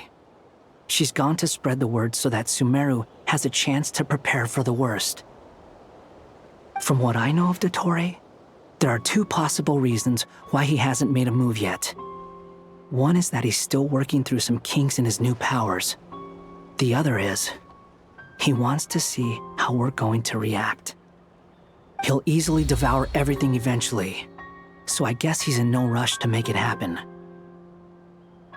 The first false god he made was me. Now it's his turn.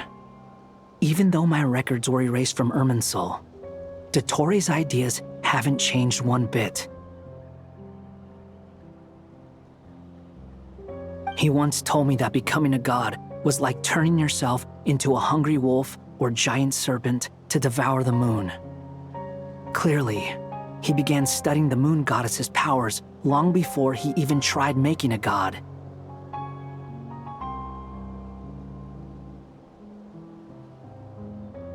He's always wanted to get his greedy hands on divine authority one way or another. And in the end, he devoured the moon where I failed. In the desert of Sumeru, there is a chessboard built by King Deshret, also known as Al-Ahmar. I don't know if it was a real game, or if he was just trying to challenge his servants and citizens in some way.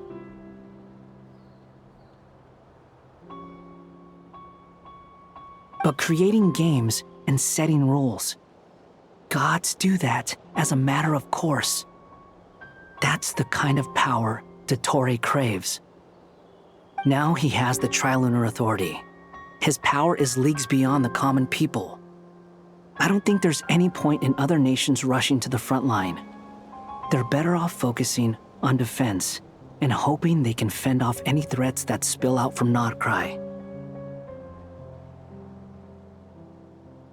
Either way, Dori will inform Lesser Lord Kusanali, and she will contact the other gods in turn. The Seven will have some recourse available. If nothing else, their protection should keep the rest of the world from descending into chaos as quickly as Nordcry has.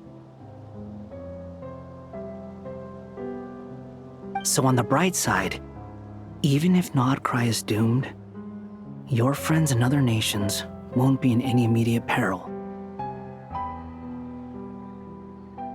That's good to know. But I'm not ready to give up on Nordcry yet. There's a word for people who refuse to let anything go. It's called being greedy. Maybe it sounds greedy to you, and probably naive too. But whatever you call it, that's what gives me the determination to keep fighting. Battles are fleeting, but the will to fight is a long-term commitment. Give up for even a moment, and your resolve will shatter. Why do you always feel the need to do the right thing? No one is born to be a savior. I mean, who's gonna criticize you if you fail or give up? Don't take this the wrong way, but Dottore said something similar to me. I guess the Fatui attracts people who don't believe in saviors.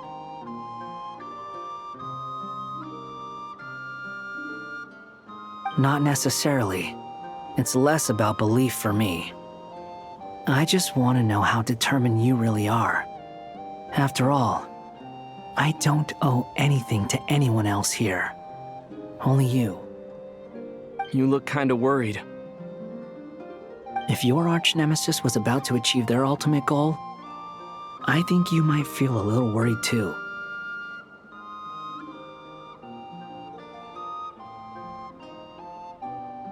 That's true.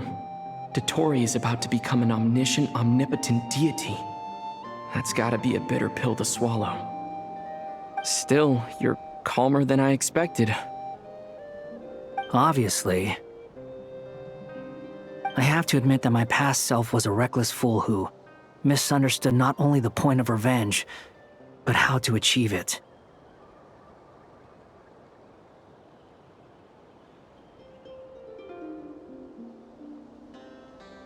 And as much as I want my vengeance, I know I'm not gonna get it by acting alone. If the world's taught me anything, it's to think before I act. Too bad it never taught me any other virtues, though. So, I am going to destroy Dottore, no matter what it takes.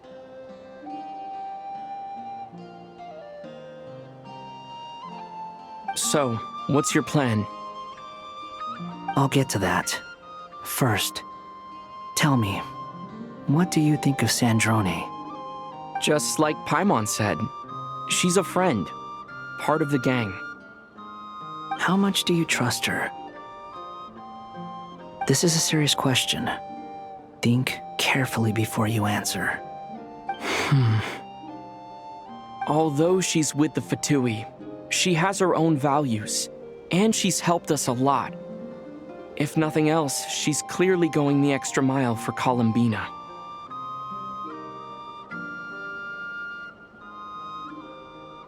I see no reason not to trust her. If you say so. In that case, the three of us need to talk. I have some thoughts about her computing problem. It can be solved, but it will come with a cost. How much? If I can afford it, I'll cover it. Sometimes your heroism really backs me into a corner. You know that? Come on, let's go talk to her.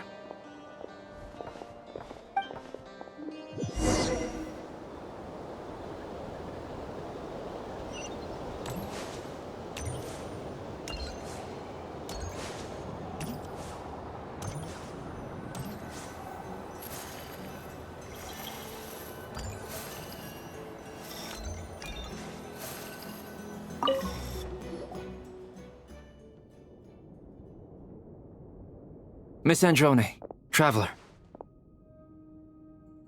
Hey there. Paimon's here too! She was just helping them sort through their things. How did your chat go? That was fast. The call only just ended. Well, you said it was urgent, so we got here as quickly as we could. Albedo, I have some alchemy questions for you. I see. Looks like my knowledge proved useful after all.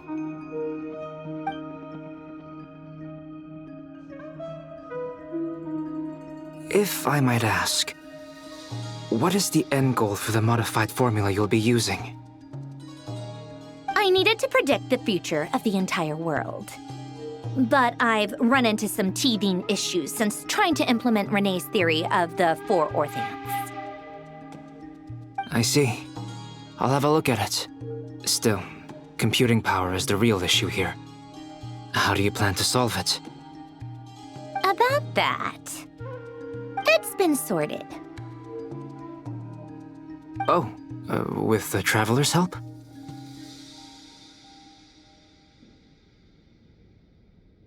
Actually, you're not wrong. He found the person with the solution. Was it Hat Guy? Yeah, it was him. Wow! Go Hat Guy! Seems like all that time studying at the academia is paying off big time. But where is he? Wasn't he the one who asked Albedo and I to come here? Come with me.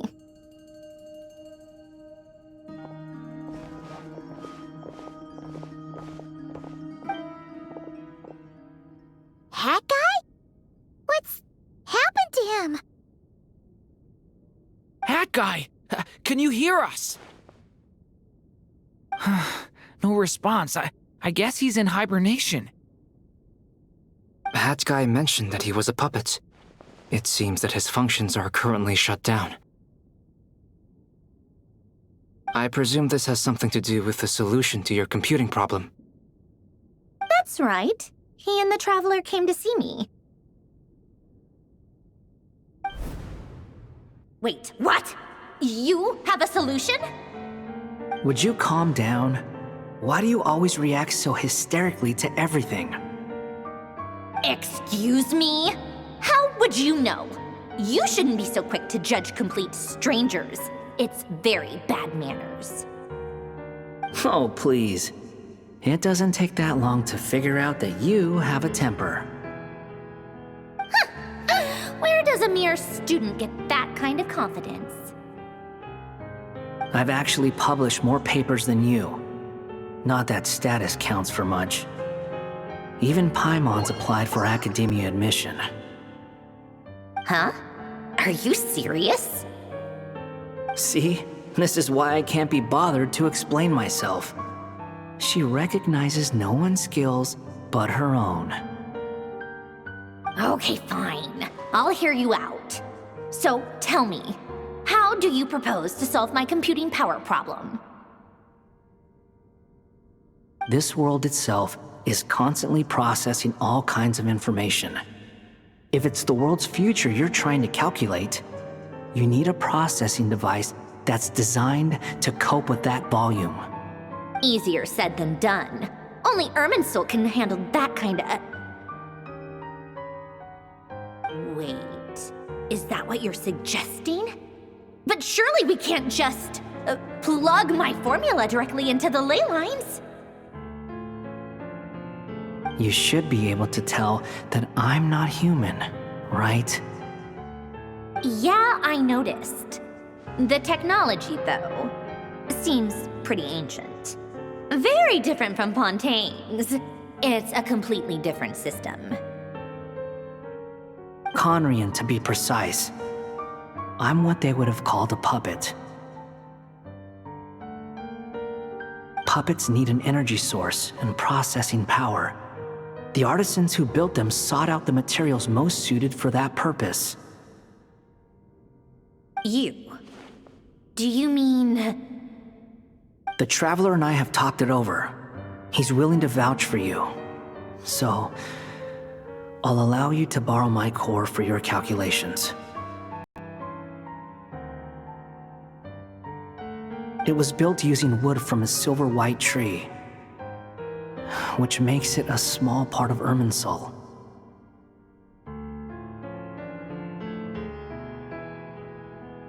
Conrian technology and Irminsul wood. Who in the world could have built you? Are you sure about this? A puppet without its core will cease functioning completely. And if it's left in that state for too long, it might not recover. You could— I can put 2 and 2 together, yes. No need to rub it in. I won't lie to you.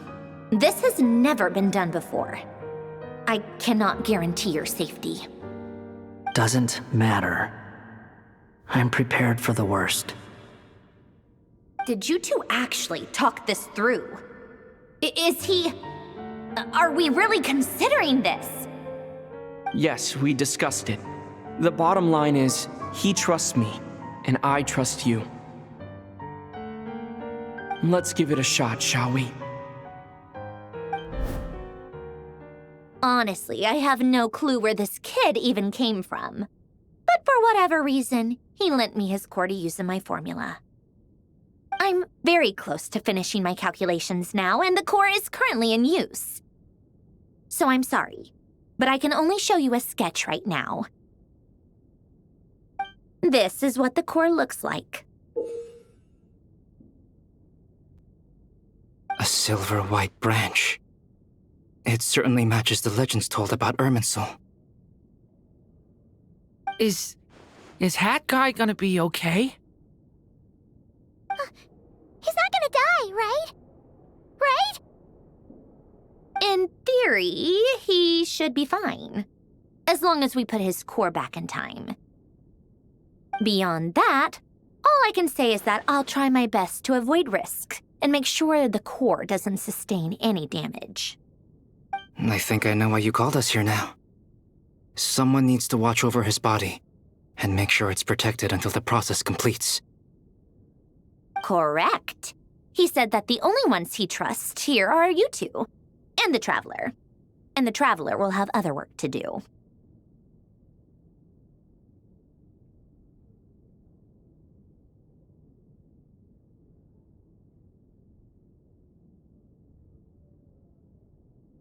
He will have our undivided attention. Aww, Hat Guy. On a more positive note, things are progressing steadily on my end. I'll call everyone in for a meeting once the results are out.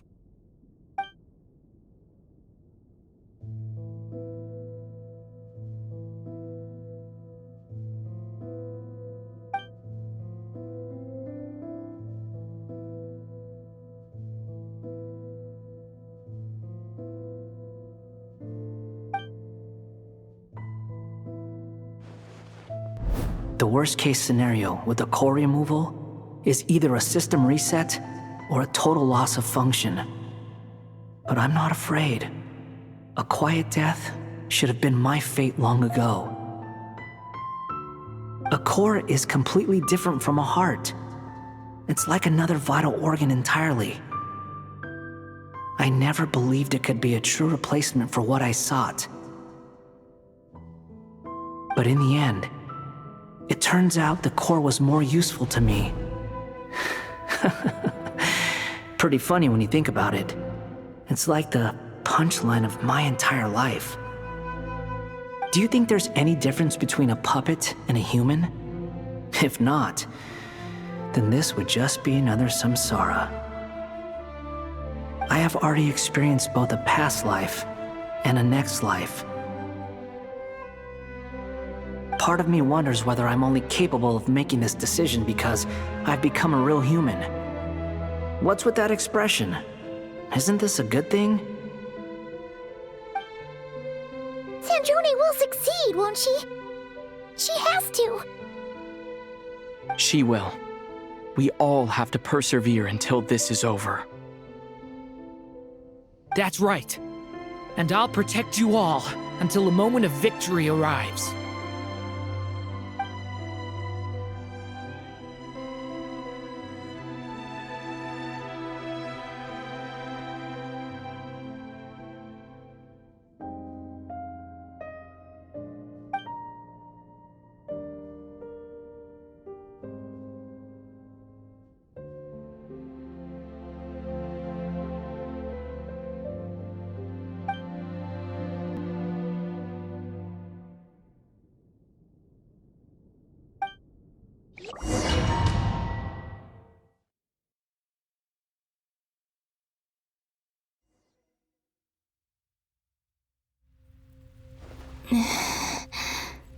Who are you? Call me Sonnet. You have the same power as Canon.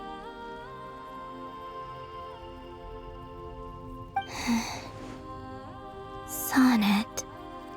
So, you're the goddess of the iridescent moon? Oh, goodness. You recognize me? Well then, what's your name? Columbina. Columbina Hyposelenia. Hyposelenia? What a lovely name. Did you choose it yourself? It was a joint effort between me and my friends. Friends? You mean your friends in the heavens? Huh? Oh, sorry. You must be exhausted. I apologize. Hang in there. Let me introduce you to my older sisters. Do you mean the other two moon goddesses? Arya and Canon? Wow, you sure know a lot. Hey, does that mean that our story goes on into the future? Oh, I guess that wasn't the best question to ask. It's all right. We were prepared for that possibility. You could say we were too prepared. I can't even remember how long my sisters and I have been here by this point. When did you get here? How long has it been? I can't say for sure, but it feels like it's been forever. I see. Are you feeling all right? You look a little unwell. I can hold out a while longer.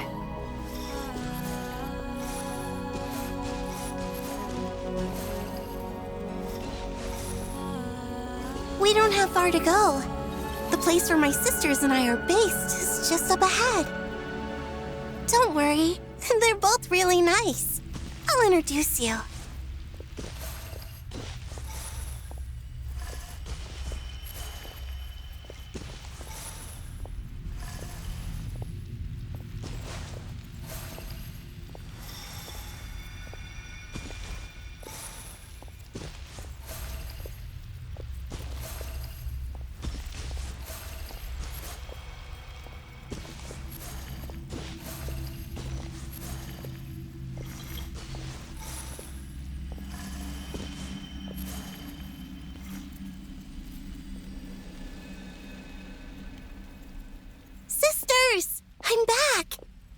I've brought with me.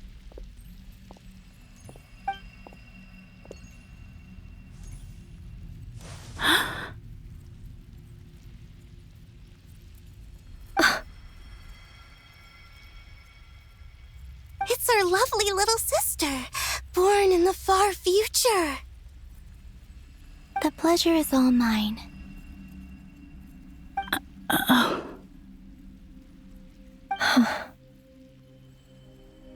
Allow me to introduce you to Columbina Hyposelenia. This is Arya, the goddess of the eternal moon. And this is Canon, goddess of the frost moon. Canon, don't you think Hyposelenia's power is similar to yours? Hello, Columbina. I apologize for our startled reaction just now. And please, forgive our little sister if she's been annoying you. She tends to talk a lot. It's fine. You seem shy. Don't worry, Columbina Hyposelenia. No one can hurt you here. Could you tell me where here is?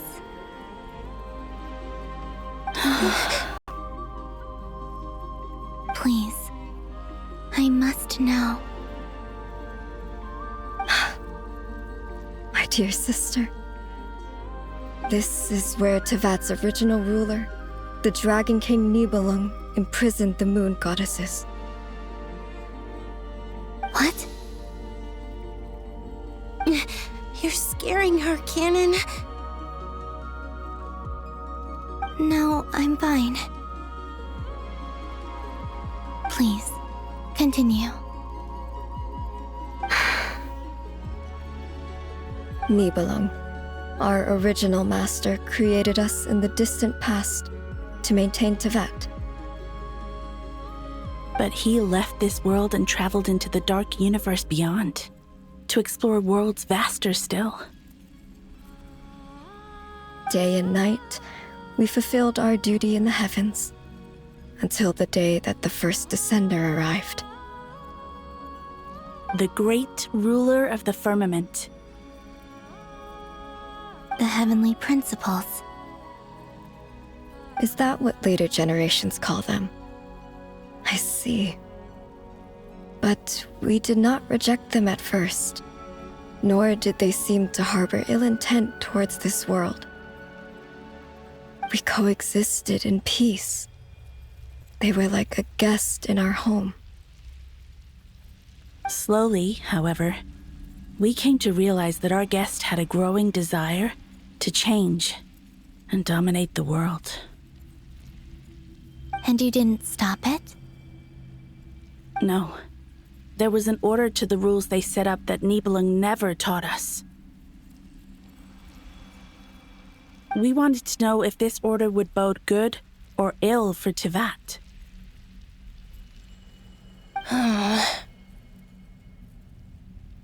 All right. Canon and I wanted to know. Sonnet was against it from the outset. Later, we discovered that this great ruler of the firmament bore an almost paranoid hostility toward the desire of certain life forms to seek power. Or perhaps they feared them. They would even cast down celestial nails as manifestations of their power, to punish the civilizations of the world below. Only this was far beyond mere punishment. Right. Their rules brought order, but the price people paid for merely testing the limits of those rules was far too great. I did everything in my power to help the punished escape catastrophe, but still, too many lives were lost. The ancestors of the Frost Moon Scions were some of the ones you helped. But just when we had decided to take countermeasures, the Dragon King, Nibelung, returned. And so began the War of Funerary Flame. So, that's the name the world gave that war in the future. Well, who won in the end? As far as I know, the Heavenly Principles won, although it came at a great cost. They remained in Teyvat, where they continue to rule to this day. And the world's original master, the Dragon King Nibelung, was destroyed. And what of the moons? Are there still 3 moons in Teyvat's skies? You can tell us the truth, Columbina. We know we are but remnants of a bygone age. We are prepared for the answer. Only the frost moon remains, but it has been cast beyond the false firmament by the Heavenly Principles. The eternal and iridescent moons were both shattered during the war.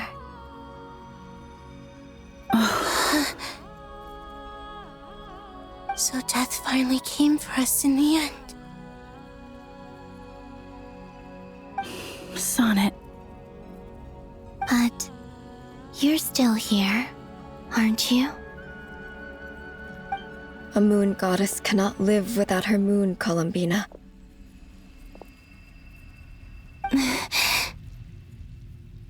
She's right. That's why I began to disappear. Because the frost moon is cut off by the false sky. How much worse it would have been if it were outright destroyed. Our souls may endure within this lunar palace, but if our moons are destroyed,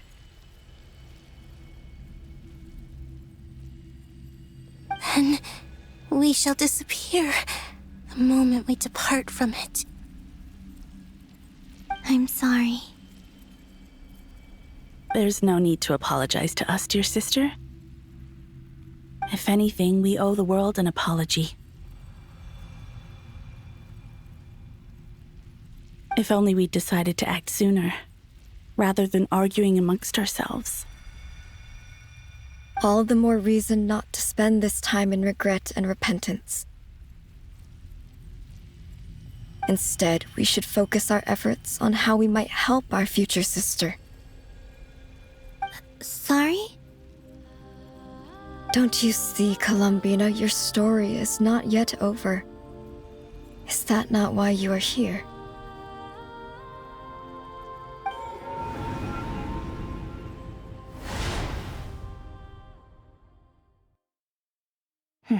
It's done.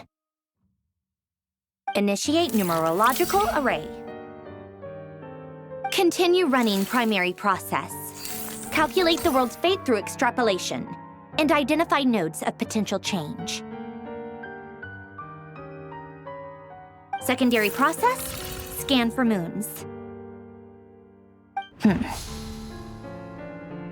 Still 4. The number of moon marrows hasn't changed. Wait, let me think. Is it possible that there's something I've been misunderstanding about the moons all along? Variables.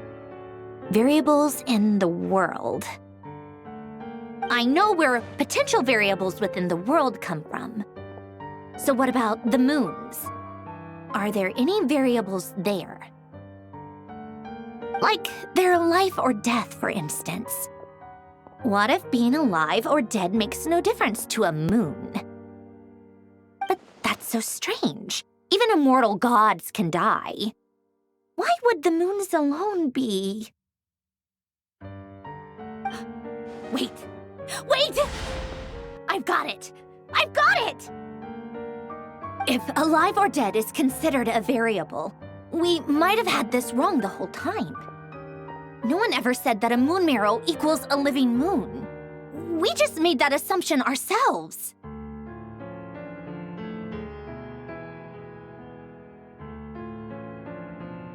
Initiate secondary process. Scan again, this time filtering out interfering perimeter, moon marrow. I don't care if they're natural or artificial. Get them out of my search results!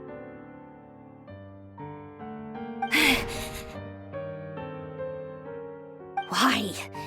It says 3 moons still exist in Teyvat, even after excluding the moon marrows. But we know for a fact that 2 of them are dead.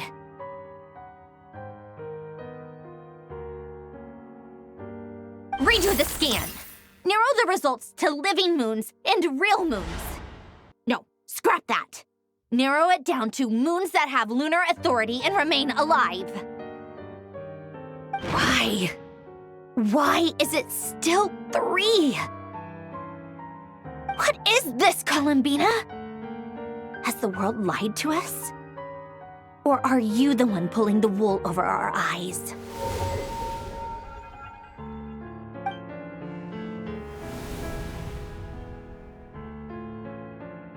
So, you think that the moon's reflection might be where Nibelung imprisoned the 3 moon sisters?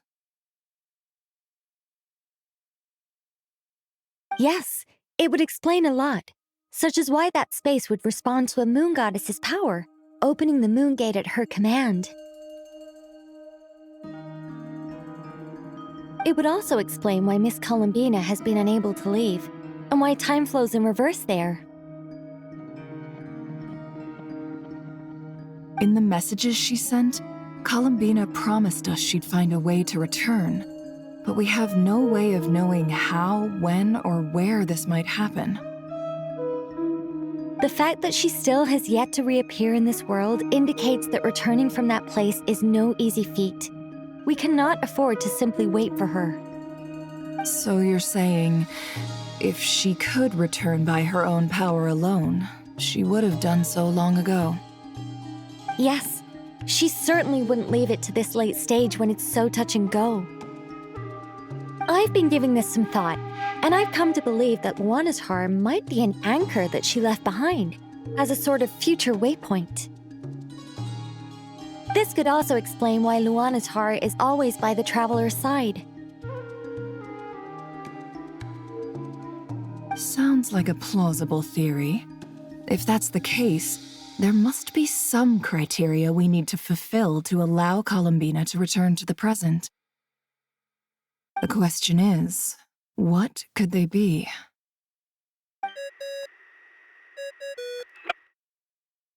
Hello? Listen up! This is extremely important!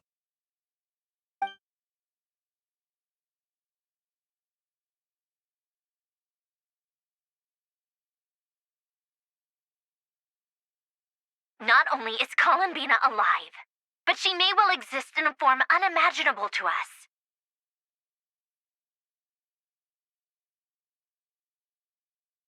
I'm still unclear on the details, but she's done something truly inconceivable in the past. And the clue to what she's done lies in the moon and Teyvat sky.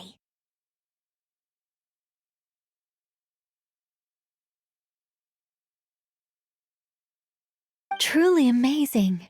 Oh, I'm so delighted for her. I'm sure we all feel the same. And I'm sure Columbina is ready to get back here and fight by our side. I'll keep my calculations going and try to find some way of coordinating with her. But that's not an excuse for everyone else to slack off, okay? All of you had better keep trying to think of solutions.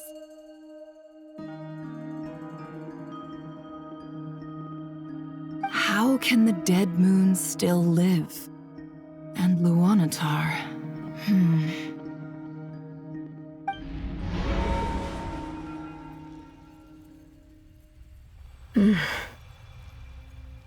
It's hard to believe that's what will happen in the distant future. Our authority is linked to the most fundamental rules of Teyvat. I suppose it's no wonder that many would covet that power. I didn't realize that when you said friends, you meant people who live down in Teyvat. That's so lovely. I always wanted to go down there and have some fun. Have you ever tried leaving this prison? Of course. Between us, we've tried everything. But no matter where we go, this space will eventually bring us back here. It's like the center of a whirlpool. Everything ultimately converges here, at the moment when Nibelung imprisoned us. In that case, have you tried using any of those pathways that connect this space to the real world? Sorry? What are those? They're passages through which you can make small-scale changes to reality by using Kuvaki. Or am I the only one who can use those passages? Because part of my soul remains in reality. Kuvaki. What is that? You don't know? It's a unique kind of elemental energy found only in Nodcry, the land from which the moons arose. Oh. Well, it's true that the moons first rose up from the part of that you say is called Nodcry. But there is no difference in the elemental energy between there and anywhere else. What? Could you show us some of this Kuvaki hyposelenia? Maybe if we see it, it'll make more sense. Okay.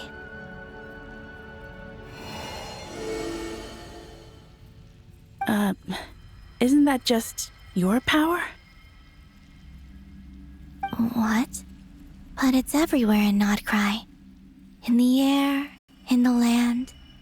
Even the creatures who live there have adapted to its influence. How curious.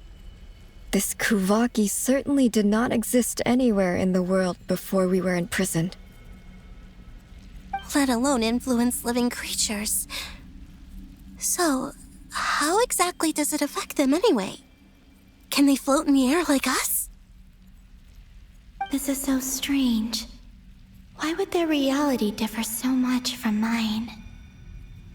Columbina, you're looking for more than just a way out of here, aren't you? Yes. If I am to help my friends, I will need tri-lunar authority on par with that of our foe. You mean... you'll need our power? This sounds extremely risky. The Three Moons' powers are not mutually compatible. Concentrating them into one goddess will be a very painful process. And if anything goes wrong, it could tear you to pieces. I know. But I'm willing to take that risk. Even so, let's say we successfully transfer our authority to you. How will you take it outside this prison? Nibelung constructed this realm specifically to prevent us from using our powers to interfere in his war. No moon goddess can leave this place alive.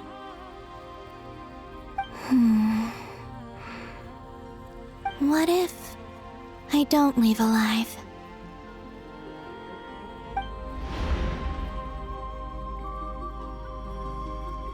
Where do we even start? How are we supposed to figure out what we're meant to do to help Columbina?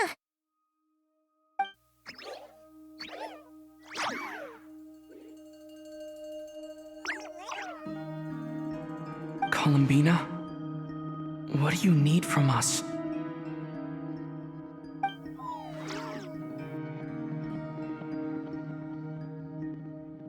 If she really got to the beginning of time in there, how do you think she'd leave us a message?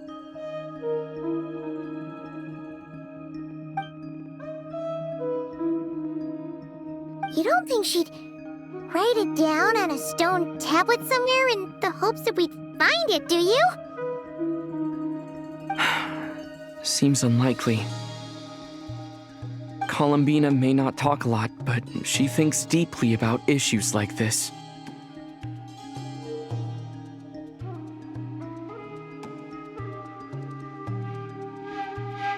Let's review what we know.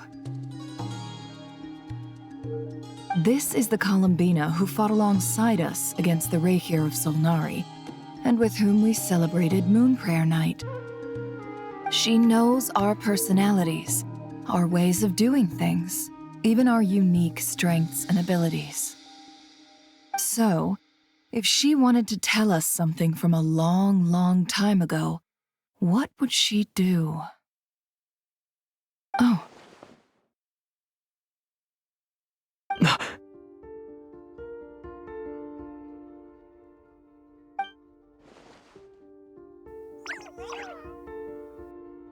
Traveler, you once said that those golden ripples also appeared when Luanatar was born. What if Columbina left Luanatar here, not just as an anchor to the real world, but for some other purpose? If she is part of Columbina, and Columbina knows that I can see past events through her,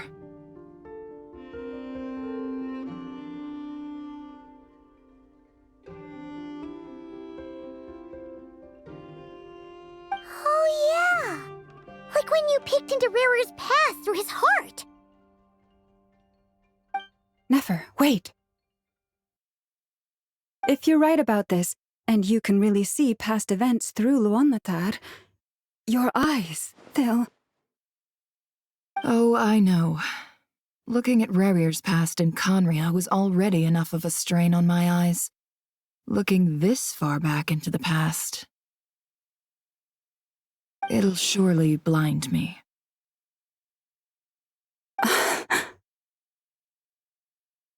But it's our only chance. This is the only way.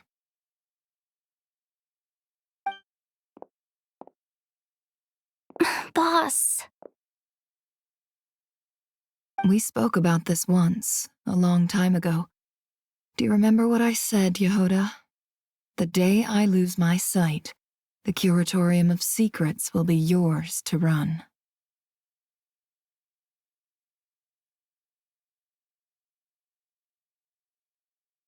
But...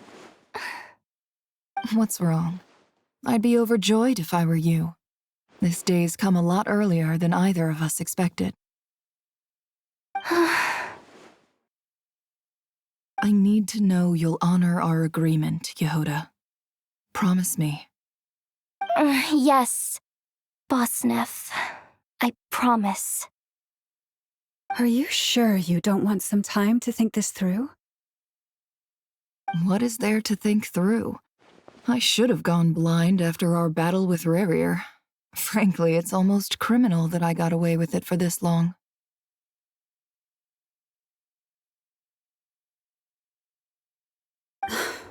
Then at least let me take some precautions on your behalf. And if you really do lose your sight, I'll visit your office every day and make sure you're well looked after. Oh, please, anything but that. I was actually ready to go through with this. Are you trying to scare me into backing out? As if I could ever scare you. I'll assume you're just joking to calm your nerves. All right, enough chit-chat. Let's do this.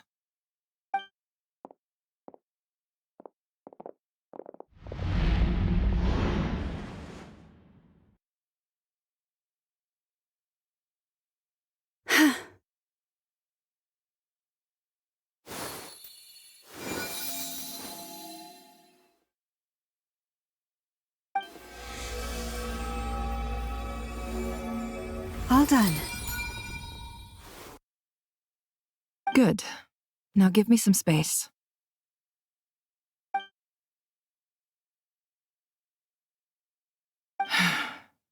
Come on then, little one. Show me what happened in the past.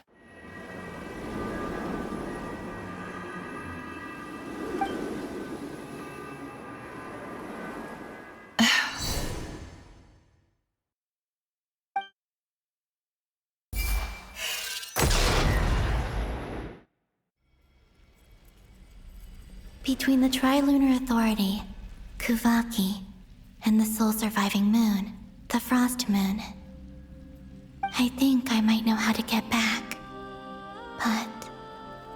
will need my sister's help. Time to go talk it over with them.